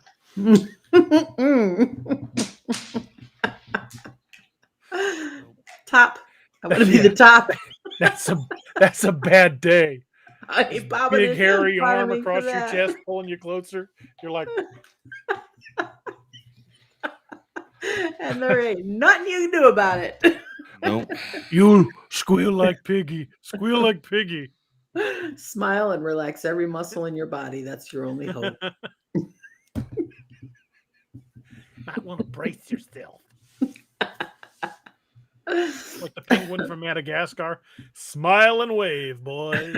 Smile and wave. A friend of mine wrote that series. Really? Oh, cool. That's really cool. The series. He's received several Emmys for it. Not the movie. Awesome. I don't think I'm not sure what he had to do with the movie, but the TV series. TV series was better than the movie, in my opinion. I'll tell Bill you said that. Bob Bear says no hypothermia that night. Nope. Maybe just some internal damage. High blood pressure for one thing. and a permanent hitch in your giddy up. You're going to walk like John Wayne the rest of your life. Dwayne Milton says, I've heard stories of Bigfoot stealing the mash from moonshiners. I've heard that as well. Mm-hmm.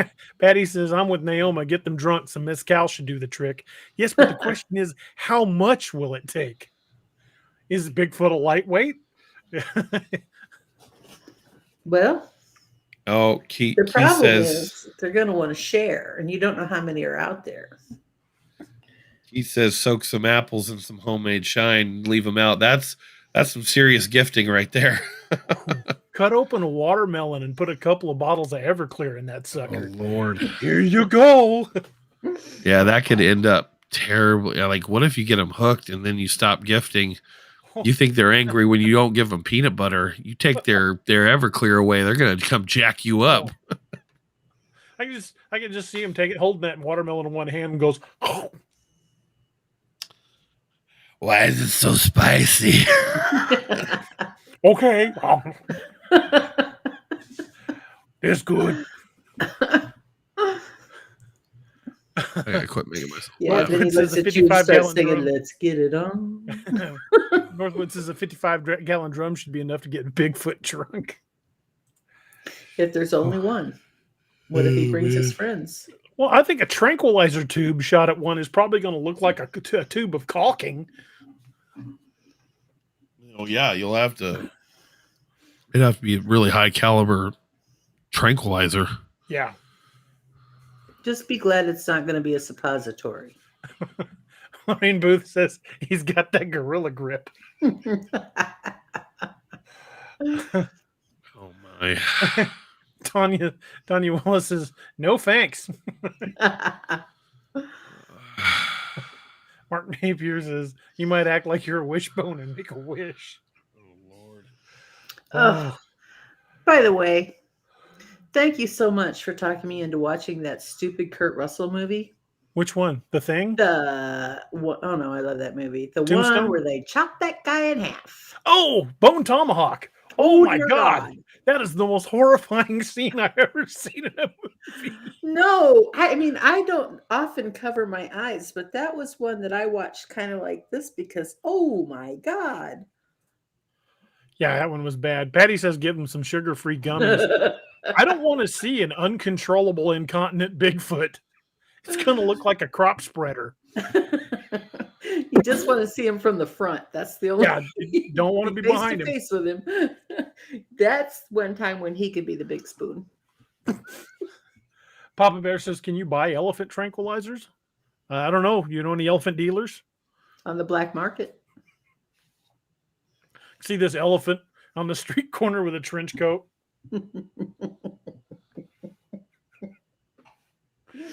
Elephants are my favorite animals. You can't see them, but there's actually elephants on the little. They're insanely smart too. Oh, the little brown thing right there. That's an elephant. Cool. I watched a video recently of them crossing a road. Mm-hmm. And like the social behavior they even acknowledge the fact the person stopped their vehicle to let them cross. I've seen other videos where they just do some very surprising things. I don't think we give animals in general enough credit. Just because they can't speak or use tools or what doesn't mean they're not smart. I mean, dolphins, for example, I think are supposed to be smarter than we are. They're extremely intelligent. Well, my dog's got like a 100-word vocabulary. There are words that he distinctly recognizes. If you say the word outside in conversation, his ass is like a shot to the back door. He knows what outside means. There's a whole bunch of words. Like if you say the word treat, he beats feet for where we keep the cookie jar full of dog treats. He knows certain words and he recognizes them, and he recognizes the sound of our car. If I'm gone and my wife's in the living room, by the time I pulled onto the end of our street, which is a block away, he's already at the door. He knows the sound of our car. He's very smart. I saw once a video of an elephant sitting on a car. It sat on the car and crushed it, and I just realized that was probably the guy that didn't let it cross. Just a big boom down the middle of the hood. No Comp 907 says you can get elephant tranquilizers. It's been relabeled as wild Irish rose wine.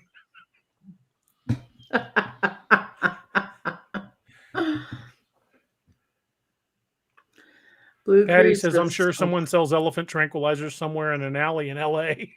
Probably. How burned out on ketamine do you have to be when you've got to upgrade to an elephant tranquilizer? And when you got to relax, you got to relax.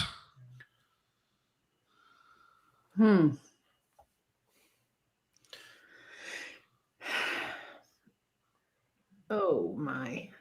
Getting tired. So if you guys been enjoying the show, make sure again to hit that like and subscribe button.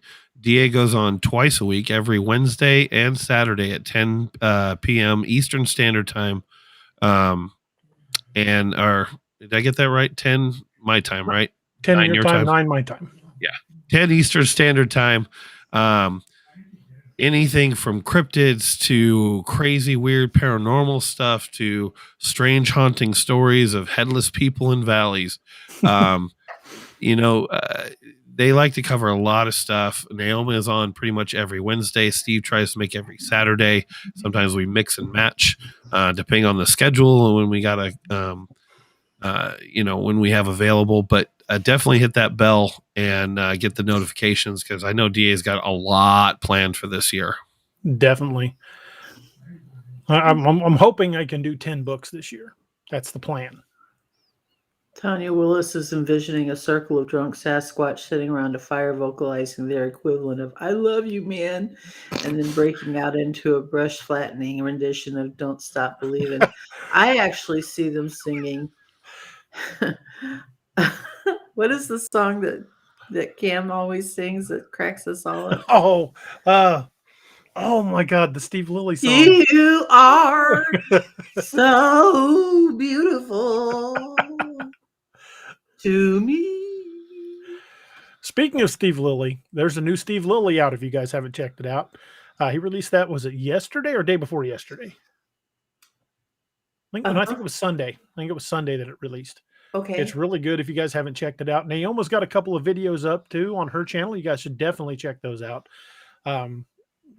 There's a lot of content out there, folks. Bigfoot, that's the subject of Cam's of that new video today. Yeah, I haven't watched that yet. That's one I've definitely planning on watching. Yeah, I watched it today. It was pretty good. You are so Bigfooty. Not catheter catcher.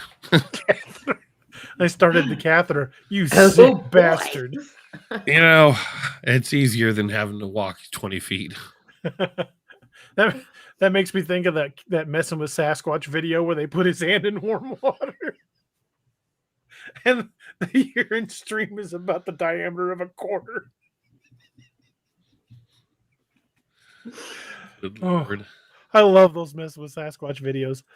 Yes, we will be doing a giveaway. We're going to give away a audio code, perhaps two. I have audio codes available for the Lakeview Man first book. I have audio codes for the first book of the Ragnarok Rising series, Ragnarok Rising: The Awakening, and I have audio codes for the Codename Wild Hunt Odin's Call. I also have an update on audio books. Cam Buckner has told me that he should have the next installment, Codename Wild Hunt Curse of the Wendigo, done on audio and uploaded to Amazon probably within the next week. Oh, also on Cam, if you guys have read the compilation of short stories I released, one of the short stories was called Dog Soldier. It's about William Grey Eagle. Cam is going to be doing that on the Dixie Cryptid channel. Sweet. Cool. So if you guys want to take a part of the giveaway, how that works is you need to be in the YouTube chat. So the few of you that are on Facebook or otherwise, if you want to partake now in the next, 10 minutes or so, if you guys want to jump over to the YouTube chat, you just need to make a single comment in the YouTube live chat. If you're lurking and want to be a part of the giveaway, just pop up and say hi or monkey roll on the keyboard. Like I say, just random. It doesn't matter what you say. It'll get you into the giveaway. So I know there's quite a few people watching. We have over 50 people. We have 11 people eligible right now. So go ahead and jump in. We gave away 2 codes last Saturday. And one of the winners was John Doe. He never did contact me. So John Doe, if you're out there tonight, send me an email at daroberts@daroberts.net. I'll still get you that code. If you don't want it, just let me know. I mean, it's up to you. I'm not going to make you take it, but if you're still wanting that code, you did win it fair and square. So let me know. Excuse me.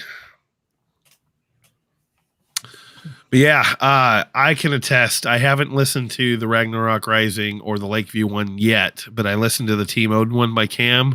Oh, so good. Cam's awesome. Cam is also going to be doing the audio of Apex Predator series as well. And Naoma is doing the Lakeview Man series. She'll be doing Lakeview Man. She's actually already been working on Lakeview 2, and I will get her the manuscript to Lakeview 3 just as soon as it's done, so we can get the manuscript, get the audio out as close to the release of the hardback print. Excuse me, I got the hiccups. And Kindle editions as we can. Derek Buckle says, I want to get the Ragnarok series. Do it. If you get the Ragnarok series in print or in hardback, when you have all 10 of them and put them on a shelf, that all across the spines of all 10 is an image that looks very much like this. I don't know if you can see it. It's called a Vegvisir. It's a Norse compass. That's across the spine of all 10. So once you have all 10 side by side, it makes the Norse compass.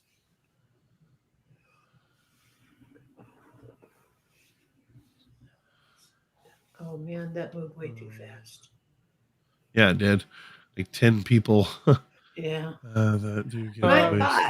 Mrs. Chef Yoda says, D.A. Robert's author, where can we listen to the audiobooks? They are all downloadable through Amazon. So just search. The only ones available right now are Lakeview Man, Apex Predator. No, I'm sorry, not Apex Predator. Lakeview Man, The Awakening, book 1 of the Ragnarok Rising saga, and the first book of the Codename Wild Hunt. Those are the only ones I have available, other than the book I co-wrote with Kat Dahman. It's called Cold Hunger. And it's also available in audio. In fact, I might have some codes for that left. Monkey roll on the keyboard. There we go. What was I saying? Lost my train of thought. I don't know. Let's do that. All of them are available. All of the audio codes, the audio books are downloadable from Amazon. Cool. Rethink says, I won that from Josh Turner on PRT. That's awesome. Speaking of that, I'm wearing a PRT t-shirt. Look at you. Josh just sent that one to me. Speaking of which, I'm wearing a pink t-shirt. Oh, it's got a stain on it. A Viking t-shirt. Nice. You're wearing a Orative t-shirt. Victory. Or Valhalla. You're right, kid. Your okay, you're gonna make me do a thing, aren't you? Huh? Yeah, it's hard to read it because the print's backwards. I like that shirt. Where'd you get that at? My mom got it for me. That's pretty awesome. I'll have to find out where she got it. It's pretty sweet. Yeah, good for mom. Moms are good people. Moms are great people. No Comp 907 says it's hard to keep up. No Comp 907. He says it's hard to keep up. We get our internet by dog sled here in Alaska. Aw, feed the dog. Mush those bits. So that's what DSL stands for. Yeah, there you go. Dog sled line. Oh, wow. Yes, if you're on Kindle Unlimited, you do get the Kindle books for free. You get partnership residuals from the Unlimited, right? Yeah, I get a percentage. It's not as much as a sale, but it's better than nothing. Better than nothing. I will not complain. All right. Well, we got 19 people in there. We'll give everybody a second. I think we'll run it right at 11:50 in 3 more minutes, or 10:50. I do have one quick announcement. For any of you folks who are out there who are fans of the show, which was originally started by Art Bell, Coast to Coast AM. The weekdays, Monday through Friday, is with George Norrie. The weekends are done by another host named Richard Surrett. I am going to be on Coast to Coast AM this Sunday night with Richard Surrett from 10 to midnight Central Time. Congratulations, man. That's a feather in your cap. That's a huge deal. I about crapped myself when I got the email asking me if I wanted to be on the show. Don't do that. They may not have you on again. I was like shaking. I'm like, honey, read this email. She's like, what is it? Then she read it. She goes, oh my God. Yeah. Do you see what Tanya said? Coast to Coast AM this Sunday night. Never forget how unprepared I was for the first pages of Apex. Wolf Moon was not ready. All right, 2 more minutes, folks. And since we're just kind of pitching random things, if you guys enjoy like nerdy stuff or pop culture stuff, we all have overlapping. Nightbot is kind of an a-hole. Well, we had that issue with spam, so that's why I'm hesitant to turn it off. Yeah. But what's great about Restream though is it'll grab it before Nightbot can block it half the time, so we still end up seeing it. If you guys like pop culture stuff, we talk about Marvel, we talk about Star Wars, just kind of whatever's in the current cycle. Head on over to our All Tower Media channel, youtube.com/alltowermedia. We're on every other Sunday. We're getting ready to start some more shows and podcasts. So Nightbot needs to get a little bitch slapping done to it. Just saying. All right. Here we go. Nightbot be tripping. All right. So which code are we giving away first? Actually, I will let them choose. Okay. We're gonna give away 2, and you can choose between any of the ones. I'll even throw in the Cold Hunger because I have some audios for those. So you can choose between Ragnarok Rising: The Awakening, Lakeview Man 1, Codename Wild Hunt Odin's Call, or Cold Hunger, which I co-wrote with Kat Dahman. Chip, you won the first giveaway. Chip, email me at daroberts@daroberts.com, and I'll email you that code. Yeah. All right. Second giveaway, Miss Chef Yoda. Woohoo! Awesome. Made up for Nightbot's rudeness. Nightbot got snarky and she won the video. Yeah. You know Take what? that, Nightbot. I will run a third one for a Odin journal. Awesome. All Tower will sponsor one of the Team Odin journals. Mark, you just said Nightbot hates you, and you won. Look at that! Yay, Mark! I think he's been upset every time it rolls that he never gets picked. Yeah. So Mark, shoot me an email at josh.jones@alltowermedia. I'll put it in chat. At alltowermedia.com. Let's see. Mark, are you in YouTube? I believe so. So who were my 2 winners? Or have you only done one? No, I've done them both. Well, Mrs. Chef Yoda and Chip. That's right. And Chip, yep. Well, if you guys will email me at that first email address there, daroberts@daroberts.net, and specify which book you would prefer, whether that be Ragnarok Rising: The Awakening, Lakeview Man 1, Codename Wild Hunt Odin's Call, or the book I co-authored with Kat Dahman, Cold Hunger. So let me know which one of those you want in the email, and I will send that right out. That was great.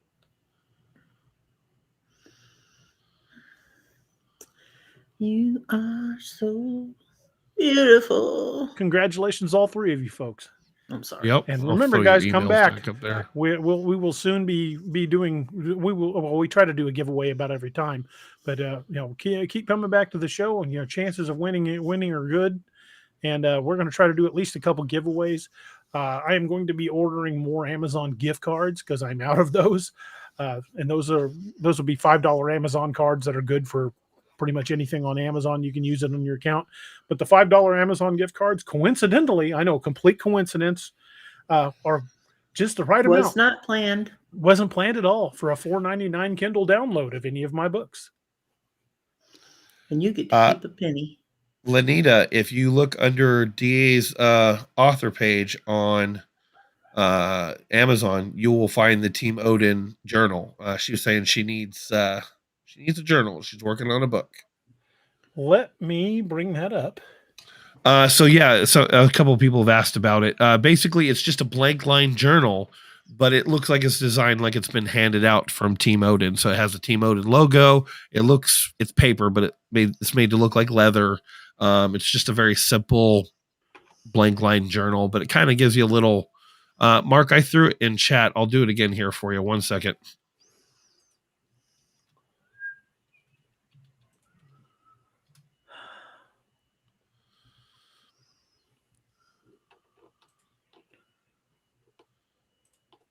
And I'm working on another journal, a Nightmare Hunter journal. The Nightmare Hunter ones are on there. Oh, is it? Yeah, you did those already. Sick brain. I don't know. There's All right, Mark. 2 of the Nightmare Hunters. There's the Nightmare Hunter Project, and there's the Nightmare Hunter itself. Okay, so Mark, let me know which one you want in your email. We have the Team Odin one and the Nightmare Hunter Project and the Nightmare Hunter. You can take a look at them on DA's page. Let me know which one you want, and I'll get that shipped out to you.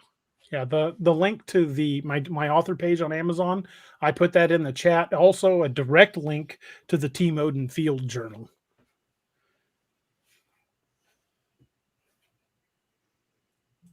Papa Bear says he has 3 of the Odin journals. Awesome. Awesome. Thank you, man. Yeah, but his wife took 2 of them for work. Yeah. Hey, they're getting used though. And then just throwing it out there. If you look at the merch store on All Tower Media on Facebook, we have a Sassy Chicken journal. I know someone who picked that up. Yeah, That's awesome. It's in the other room, or I'd show it to you. Yep, I ended up getting myself one as well. I got the Odin journal sitting up with all my DA books. I need to get one of the Sassy Chicken ones. I haven't ordered anything in a while. I got the Sassy Chicken shirts and stuff up still too. I was going to take them down at the first of the year, but I'm just going to leave them up. I have a Sassy Chicken cup too. Oh yeah, you did. Mm-hmm. I sure do. I wanted to get a Sassy Chicken hoodie, but I don't have the money at the moment. We're running free shipping right now. I'm going to be doing a new promotion in the next couple of months for kind of the tax season. I have a few, not very many. I have a few copies of certain books. Maybe in a week or two, or maybe as a celebration. We're at 1,670 subscribers on the channel right now. Well, that is dangerously close to 1,700. So should we do 1,700 or 2,000? 2,000. 2,000? Okay, when we hit 2,000, I will give away an autographed copy of one of the books. We're at 1,672 right now. Cool. Very cool. So let's mark that on the calendar. Put the proverbial pin in that, and we'll give away a signed copy of one of the books that I have on hand when we hit 2,000.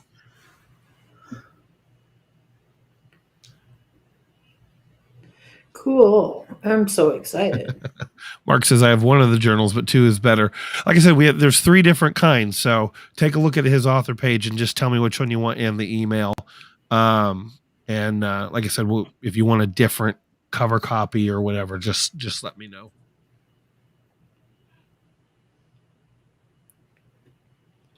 All right. Let me see if I've got a.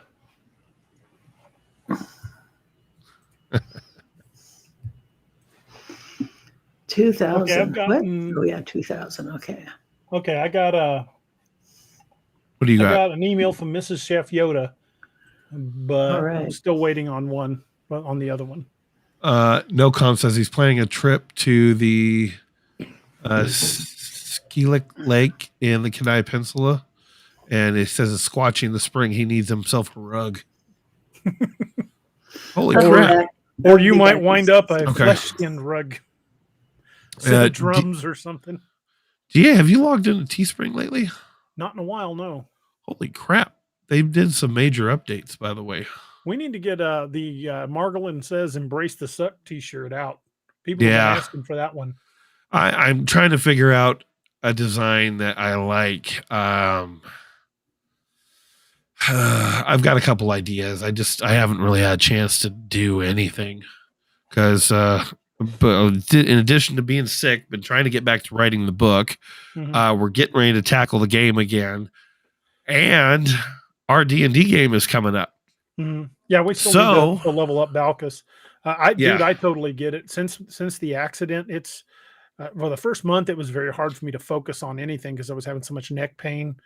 The chiropractors helped a lot, but I'm still kind of not where I was. So I apologize. I didn't even get a newsletter out for the month of December for the Patreon. I mean, I fell way behind on getting stuff done. I feel terrible, but I couldn't even focus to do much writing. I mean, there were weeks where I didn't get hardly anything done at all. And I apologize for that. I like to get a book out at least every month and a half. And I've had so much issue getting Lakeview Man 3 done because of the headaches and my neck cramping up. It's been tough to focus, but it's getting better. Oh, got the coffee mug. Chicken mug. That's a sassy one. Anna said that she had won. She said she's waiting on her winnings. Did we miss something? Did I not send? What did you win? Did I miss it? I may have forgotten to send it out. I've been having trouble focusing. Anna, what did you win? Let me know and I'll get it to you.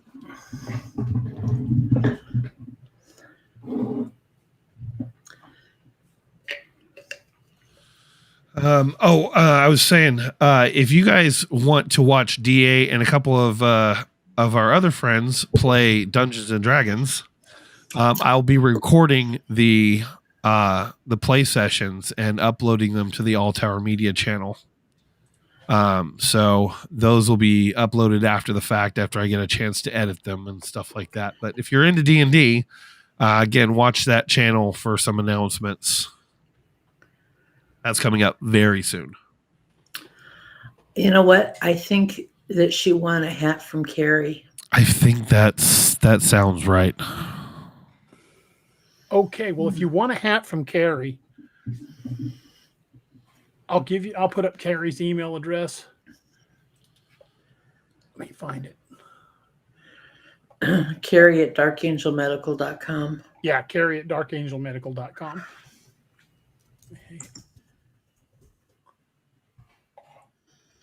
I mean, if that's the case, let me know. If I've got a hat from Carrie that he sent me that I haven't worn.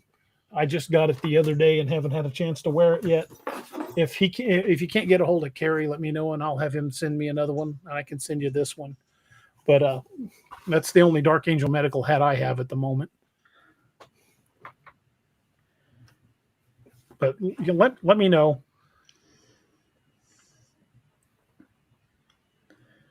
Okay, I got both emails from the two winners tonight.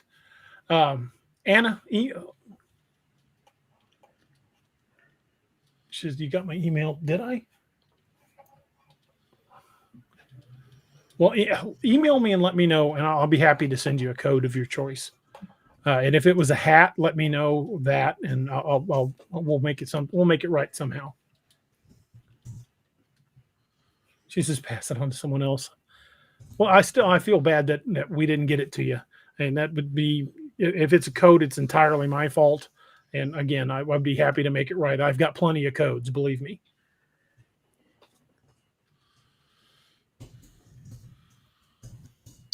all right.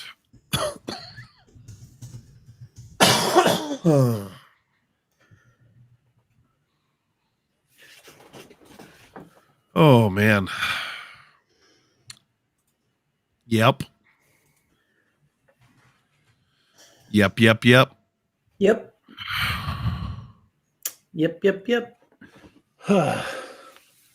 Well, Anna, I am sorry. I'm very sorry that we didn't get that to you. And my fault, my mea culpa. I don't know how I missed that, because I generally get those codes out within minutes. In fact, I've got the email from Mrs. Chef Yoda and Chip both right now. And as soon as we're done with the show, I'll pull codes and send them to them. I have a feeling that was right around the time of the accident. Oh God, yeah. If it happened anywhere near the 3rd of November, remember the 3rd of November. That was, yeah. It was a month before I was even thinking clearly. Yeah. There's nothing like getting thrown around inside of a vehicle to make your mind a little jangled. Yeah, we flipped that son of a gun. I was in a vehicle once that flipped, rolled, and spun. Well, this was the worst accident I've been in. Yeah. I got into one about a week and a half after getting my driver's license. I pulled a illegal U-turn across the road. Now, to be fair, I did pull off the road, stop, put on my turn signal, then cross to turn around. I was going to stop on the other side before getting back into traffic. Well, I just passed a road. Someone had turned, decided to haul ass around me before I made that turn and hit me in the front driver's side steering wheel, or not steering wheel, but the front tire. Just missed the driver's door, dumped us on our side. She's sitting there telling the cop, she goes, yeah, I saw him making a U-turn. I thought I could get around him. And she admitted to doing 75 miles an hour when she hit us. I'm lucky to be alive. I was at fault. I was a younger driver making an illegal U-turn. Regardless of her knowing I was turning, admitting my turn signal was on, and doing 75 miles an hour in a 55. But hey, I was the asshole. When I first turned 16, before I bought my first car, my dad let me drive his car because he had a pickup and a car. Mm-hmm. And it was a 1968 Mercury Monterey 4-door. You talk about on a clear day, you could see the hood ornament. I got hit by a guy in a Honda hatchback and didn't know I'd been hit. I felt the car go, boom. I was like, what was that? So I stopped to get out, and there's like scuff marks on the bumper, and the paint's peeled up on the trunk lid. That's it. I mean, you could just wipe the paint off and go on your way, and the whole front end of that Honda Civic was smashed in. I'm like, holy Jesus, you did that on this thing? So my dad's like, oh, it's fine. It'll buff out. It's fine. Don't worry about it. Yeah, it's not enough damage to even turn it into the insurance. My. That thing had a 390 cubic inch engine. Back in the days of the drive-in, on the drive-in theaters, there was a drive-in north of Lebanon called the Mini 5 drive-in. And it was $5 a carload on the weekends. And you could get 7 of us in the cab, the front and back seats, because it had bench seats. You could get 7, 8 people in those bench seats easy. And then another 6 or 7 in the trunk. We got our money's worth for $5 a carload. My first job was at a drive-in. And when I was a kid, we didn't have a carload price, so we used to hide everybody in the trunk. We were $5 a carload. We would sneak as many people in as we could. We were all cheapskates and didn't have any money. Miss Chef Yoda, I just saw your comment. Yes, we will be using Foundry to play the superior tabletop. Speaking of foundries, have you ever heard of Norse Foundry? I have. You got your dice in? Yes. You want to see them? I do. These are. I'm a bit of a dice whore. These are quite awesome. On the maximum number, they have Norse symbols. On the 10-sider die, you can see, if you can clear it up. One of the 10-sider is a Thor's hammer. No, the 12-side is a Thor's hammer. I thought the 20 had a Thor's. No, the 20 has a Vulcanut. Yeah, and then there's a tri-horn on one of the 10-siders. What's on the 6? Is that a Helm of Awe? Yeah, Helm of Awe. And on the 8-sider, it's a the 8-sider is a Vulcanut. On the 20-sider, it's a wolf's head. Nice. These are really cool. Yeah, I wanted to get a set at the time, but I was buying so many Christmas gifts, I probably would have been neutered. These were a gift. My goodness. I can't wait to use them for a game. Heck yeah. They're heavy metal. I mean, they are metal. Probably the coolest set of dice I own at this point. Kind of wish I lived down there. We'd be able to play in person. Oh, that'd be awesome. I've got a big kitchen table. We can crowd 8 or 9 people around. Well, next time I'm down, maybe I'll run a one-shot. That would be awesome. We just got Gloomhaven electronic version from Steam. It looks awesome. Yeah, I thought about playing that too. Papa Bear brings up an interesting subject. He says, so instead of a hollow earth, why can't there be a subterranean system connecting all land that Bigfoot travels? I've been thinking that very thing. If you notice that a lot of these major cave systems and a lot of these clusters also coincide with fault lines. And once you get deep, we don't know how far those caves go. It may not necessarily have to be a quote unquote hollow earth. If there is a massive network of tunnels and passageways beneath the crust, we don't know. I mean, that hole that they dug in Russia, they called it the hole to hell. Yeah. They dug so deep that the drill bits were melting, and they went as deep as they could go. And they said they lowered a microphone down, and supposedly it sounded like they said it sounded like hell, like shrieking and screaming.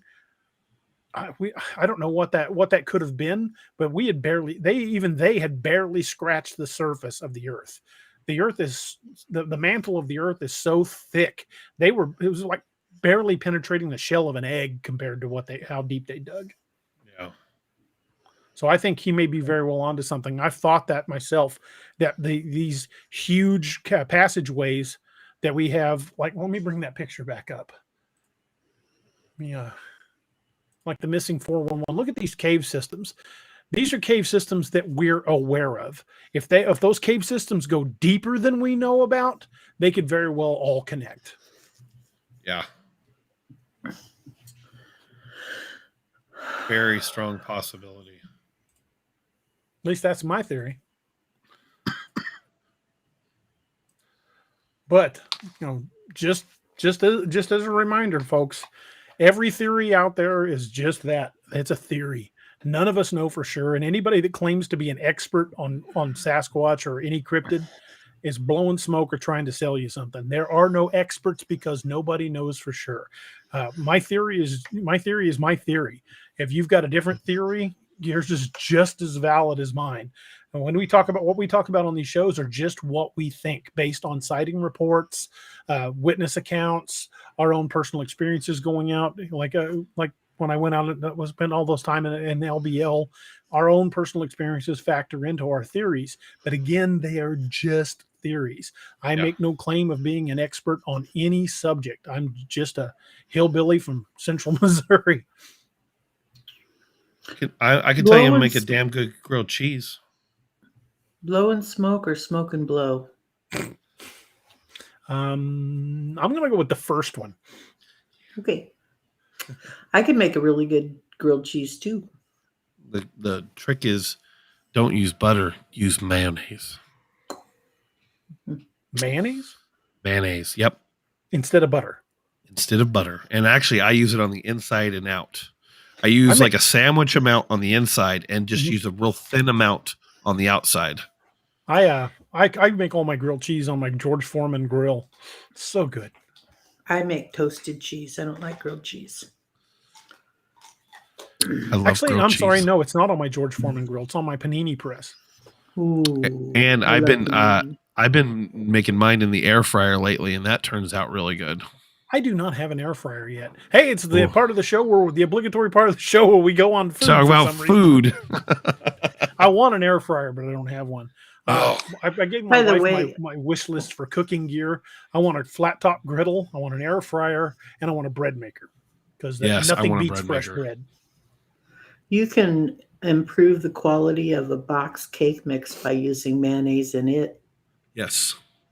I don't use milk when I make cakes and stuff like that, or biscuits. I use heavy whipping cream.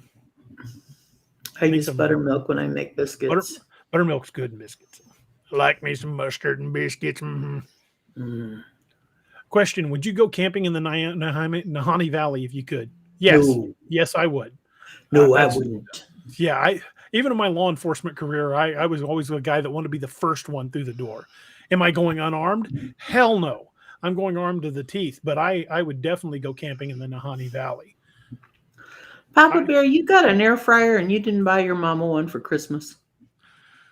I got a really cool one that does like 7 different functions, including rotisserie. It's amazing. Tanya says, so many subterranean possibilities of just reading about Lake Vostok earlier. Mm-hmm. And I firmly believe there are deep water cryptids we're not aware of. Like when we had Max Hawthorne on the show talking about the possibility that Mosasaurus might still be in the depths, and the sighting on that cruise ship where they saw what they thought was a Mosasaurus swimming next to the cruise ship. And I also believe that Megalodon might still be out there.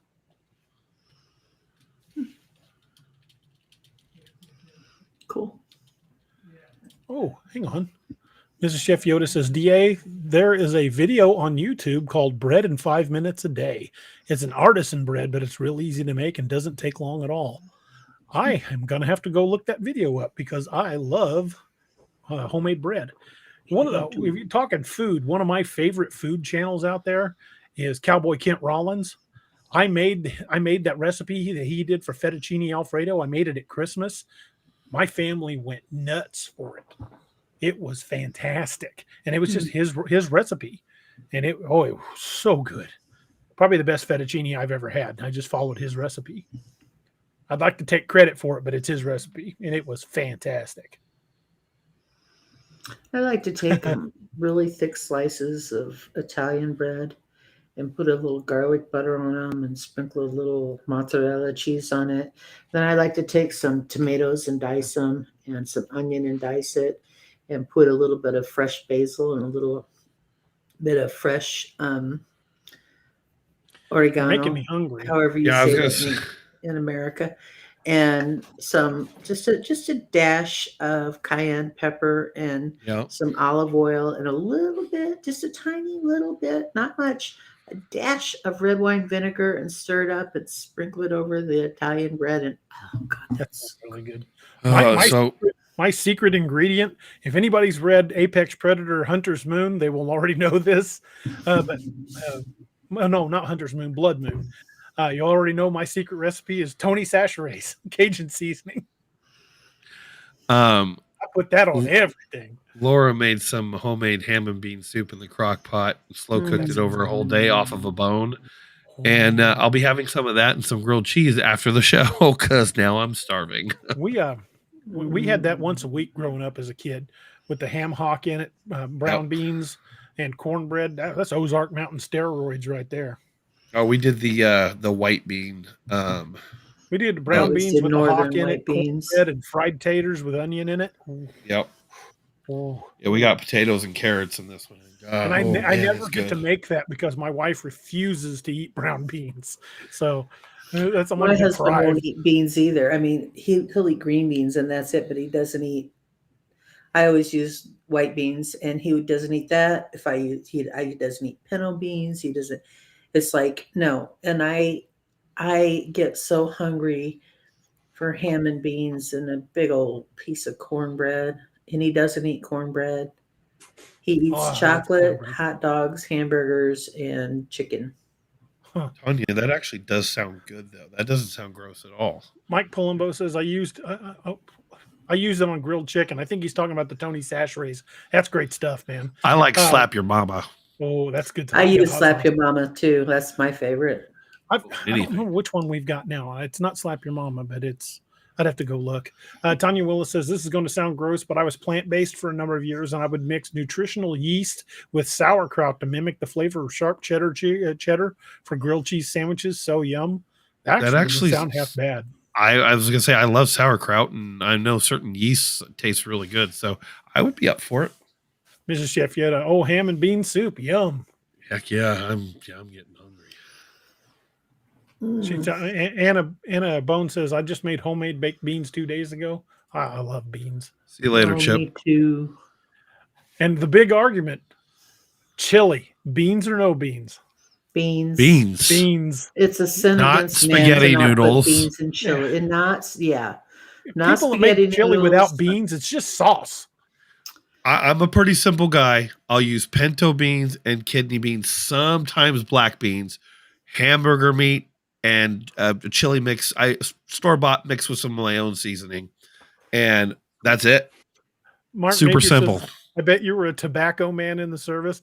I think he means Tabasco. Yeah, that's the only thing that makes MREs palatable is the freaking Tabasco sauce. But he's a tobacco man. Yeah, I chewed the whole time I was in the Army, so a little of both. I'll argue that Crystal hot sauce is the superior hot sauce. Chip Bowner says, "Got to run, gang. Great show. See you Saturday." Hey, Chip, thank you for being here. Check your email here in the next hour or so. I'll have that code to you. I appreciate you joining us, man. I will see you on Saturday. Everyone's saying beans. Yeah. Beans. Oh, yeah.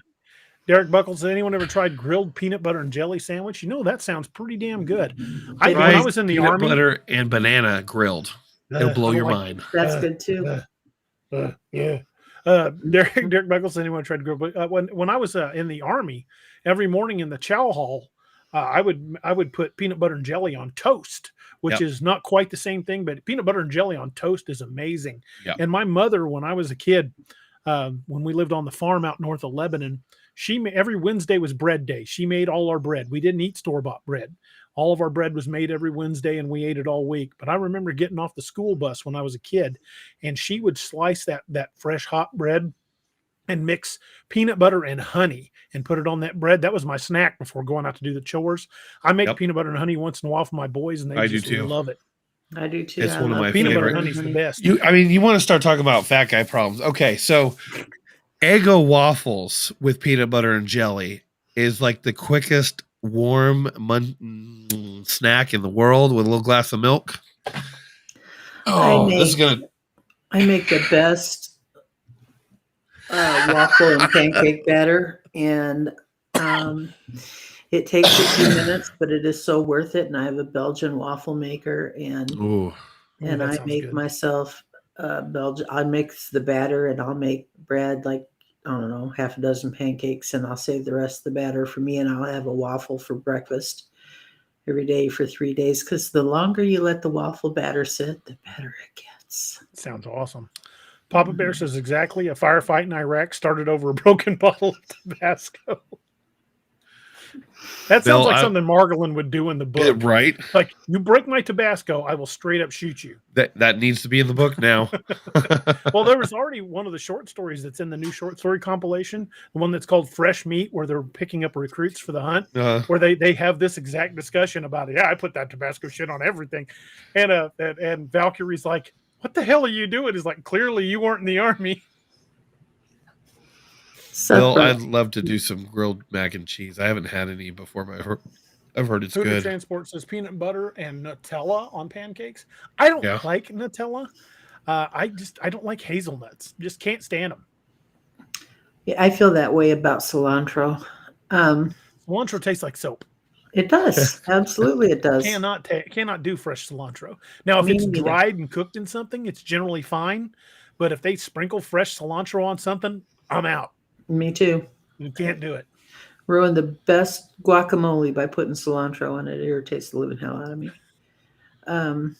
I get these glass bottles at one of the stores, and it's like a local brand. I can't remember the name of it, but it's from somewhere here in the Ozarks. It's blueberry syrup, and I put that on my pancakes and waffles. It's freaking awesome.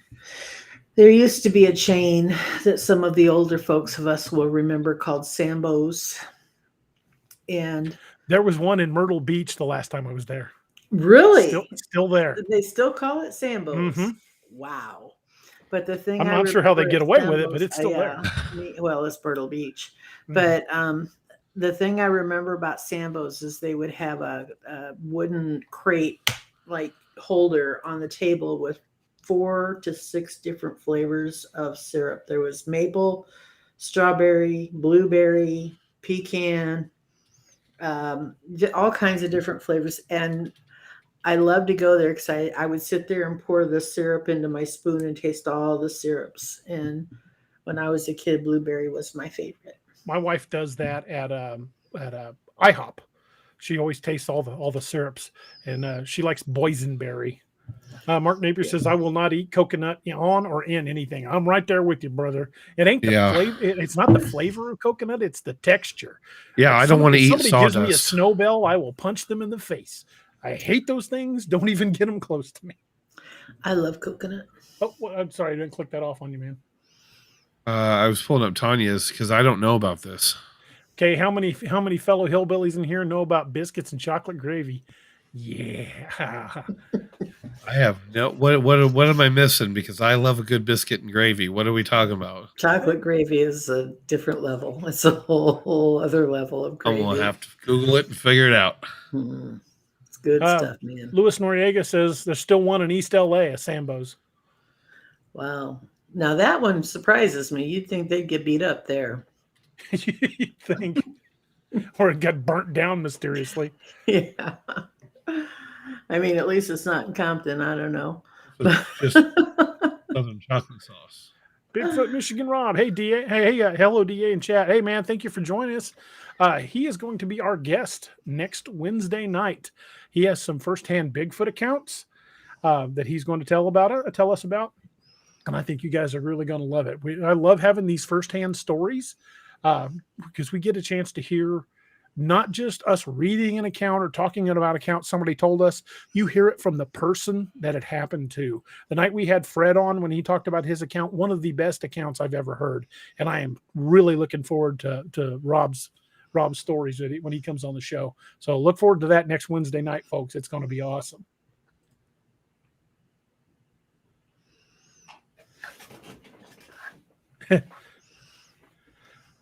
Josh, forward that to me. I may be the only one in the house that'll eat it, but forward it to me. I would definitely check it out. Papa Bear, and I used to think the same thing till I tried it. It's just something that I just always thought would be gross, and then I found out that I loved it. Another thing that I really love, though, is I like grilled peanut butter and chocolate sandwiches. That's a good one. Well, I am now officially starving. Yeah, I think we all are. Yeah. I made homemade chicken pot pie the other day because, Papa Bear and his family were coming for dinner, and he hadn't had chicken pot pie in a while. So I made one for him so that he could have it to eat by himself. But, it's a pretty good sized pie, and I'd already made one for us. And now I've got leftover chicken pot pie, one piece left. Going to have it when we get off the air. I'll talk to you guys later. Have a good night. I think I'm going to make my recipe for grilled barbecue chicken macaroni. Ooh. It was pretty popular last time I made it, so I think I'm going to make it again. Sounds yummy. It's really good. Sounds tasty. I've got two. I've got two. Oh, that's empty. I was like, I have 2 bottles of mead floating around here somewhere. I still haven't tapped into this bottle of oh my Boot Daddy Apple Dumpling Moonshine. I've opened it. I've been afraid to take a drink because, dude, holy moly, thing will flat clear drink. Nothing like good old peer pitcher. I ain't putting a lot in this glass. That's all I'm going to try. I mean, that's fine. That's a healthy snort, but it's going to take some super chats if you want me to try the Jameson. Oh, well, there you go. Challenge thrown out there, chat. Super chat him up if you want him to crack the Jameson open. Tony says, I bet we could tempt a booger or 2 out with them hills with good old pan of chocolate gravy. It's Jameson Stout. I want to see you drink that. Well, hell, that ain't bad at all. I didn't think it would be. See, all that pomp and flair. It smelled way worse than it. Ooh. Oh, but it burns on the way down. That'll let you know you're alive. It's not the burners, it's the afterburners. Anna, good night. Have a good night. Wow, that's actually not bad. Doesn't taste much like apple, but I can definitely taste the cinnamon. Cool. It's like getting that Fireball whiskey. Oh, yeah, we got a bottle of that in there, too. No. The funny thing about it, though, is I was sick and I needed to make hot toddies because I just couldn't kick the cold out of me. And I thought, well, I'll try the Fireball for my hot toddies. It tasted like melted candy to me. Huh. I didn't get it. There's this guy on TikTok that gets suggestions for like really random drink mixes, and a lot of them have to do with Fireball. And he's just like, no, this is going to taste so gross. He's like, why is that so good? Because by itself, Fireball, I think is terrible, but it's when you start mixing it with other flavors, just like cinnamon. You're not going to sit there and put cinnamon on your tongue, but you start mixing it into other things, and it just... Purple Passion. I've had Purple Passion a few times. Me neither. Or me haven't. I haven't. I don't know what I'm saying. I honestly think I fell asleep an hour ago. Good, that's not the stuff. It's really sweet. You're safe so far. No one decided to take you up on the Jameson super chat. Oh well, I'll save it for another day. There you go. This Boot Daddy Moonshine, it's not half bad, but it does have a kick in the liver, but it's kind of a wonderful kick in the liver. CH, I'm normally on boards for some pretty fat guy stuff, but I almost need to put you on timeout for that comment. I don't know, man. Peanut butter and mayo. It's like people put mayonnaise and peas on their pizza. Somebody's talking about cat head biscuits. I can tell. Oh, there you go. Heck yeah. But someone was saying pickles and peanut butter. As wild as that sounds, every blind reaction I've seen of people doing it are blown away by how good it is. Mm-mm. I think for Saturday night, I'm going to take this Jim Beam orange and make an old fashioned with it. There you go. I had an old fashioned when we went and took our engagement photos. We went away for that weekend. That's my favorite. Pretty good. It was pretty good. Old fashioned. Problem is, I broke out after 2 drinks. I couldn't finish it. What was breaking you out? I can't drink alcohol. Oh, okay. Remember, we've talked about. I mean, I can sometimes. It's kind of hit or miss, and it depends on the day. I don't know if it has to do with my diet or because sometimes I'll drink a certain drink and I'm fine for like the whole glass or the whole can, and then I'll have it again later in one drink, and I'm already inflamed. I've got a bottle of Jim Beam apple that I got at Christmas. And my wife is not a whiskey drinker in any way, shape, or form. She's like, well, if it's apple flavored, it's probably not too bad. I'm like, here, try it. And she took a sip of it. And it was almost like one of those Looney Tunes spit takes. It's like, oh. Now, if you're going to do something with apple, you get Crown and Apple. Let that smooth sail right down your throat. There's some kind of Have you tried Bullet Bourbon? No. Whoa. Dangerously smooth. Sorry, Naomi, what were you going to say? There's some kind of apple drink that comes in bottles like beer that I like. There's like Granny Smith and there's Red's apple. Red's apple there's ale. Wicked. There's a couple other ones too. Mm-hmm. There's some kind of Applejack. I don't know. But anyway, when I was with my abusive ex, his dad, he had, what is it when you're allergic to grains? It's like a whole thing. There's like aisles at the grocery store dedicated. Yeah. Starts with a C. I can't think of it right now. I can't either. It's not Cialis. No. Chat, help us out. That's a whole different problem. Our brains are not braining. When you can't tolerate gluten. Gluten allergy. The gluten intolerance, but there's anyway. Celiac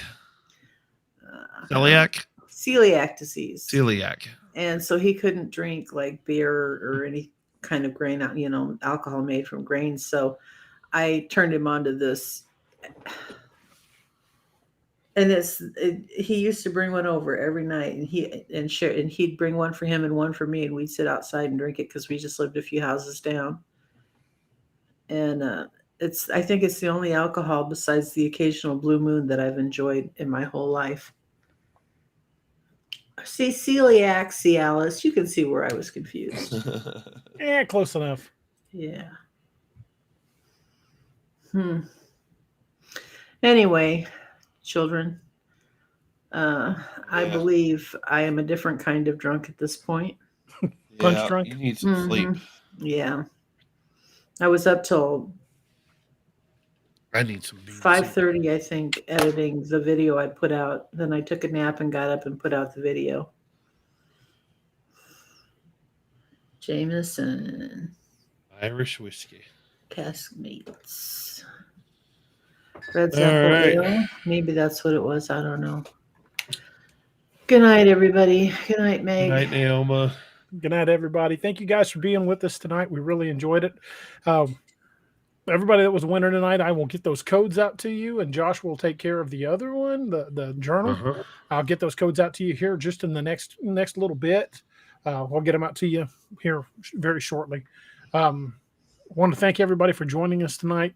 Had a great time. Naomi, you are awesome. Josh, I hope you get to feeling better. Thank you for joining us, my man. Hey, no worries. Kerry Davis, brother, if you're listening, hope you get to feeling better.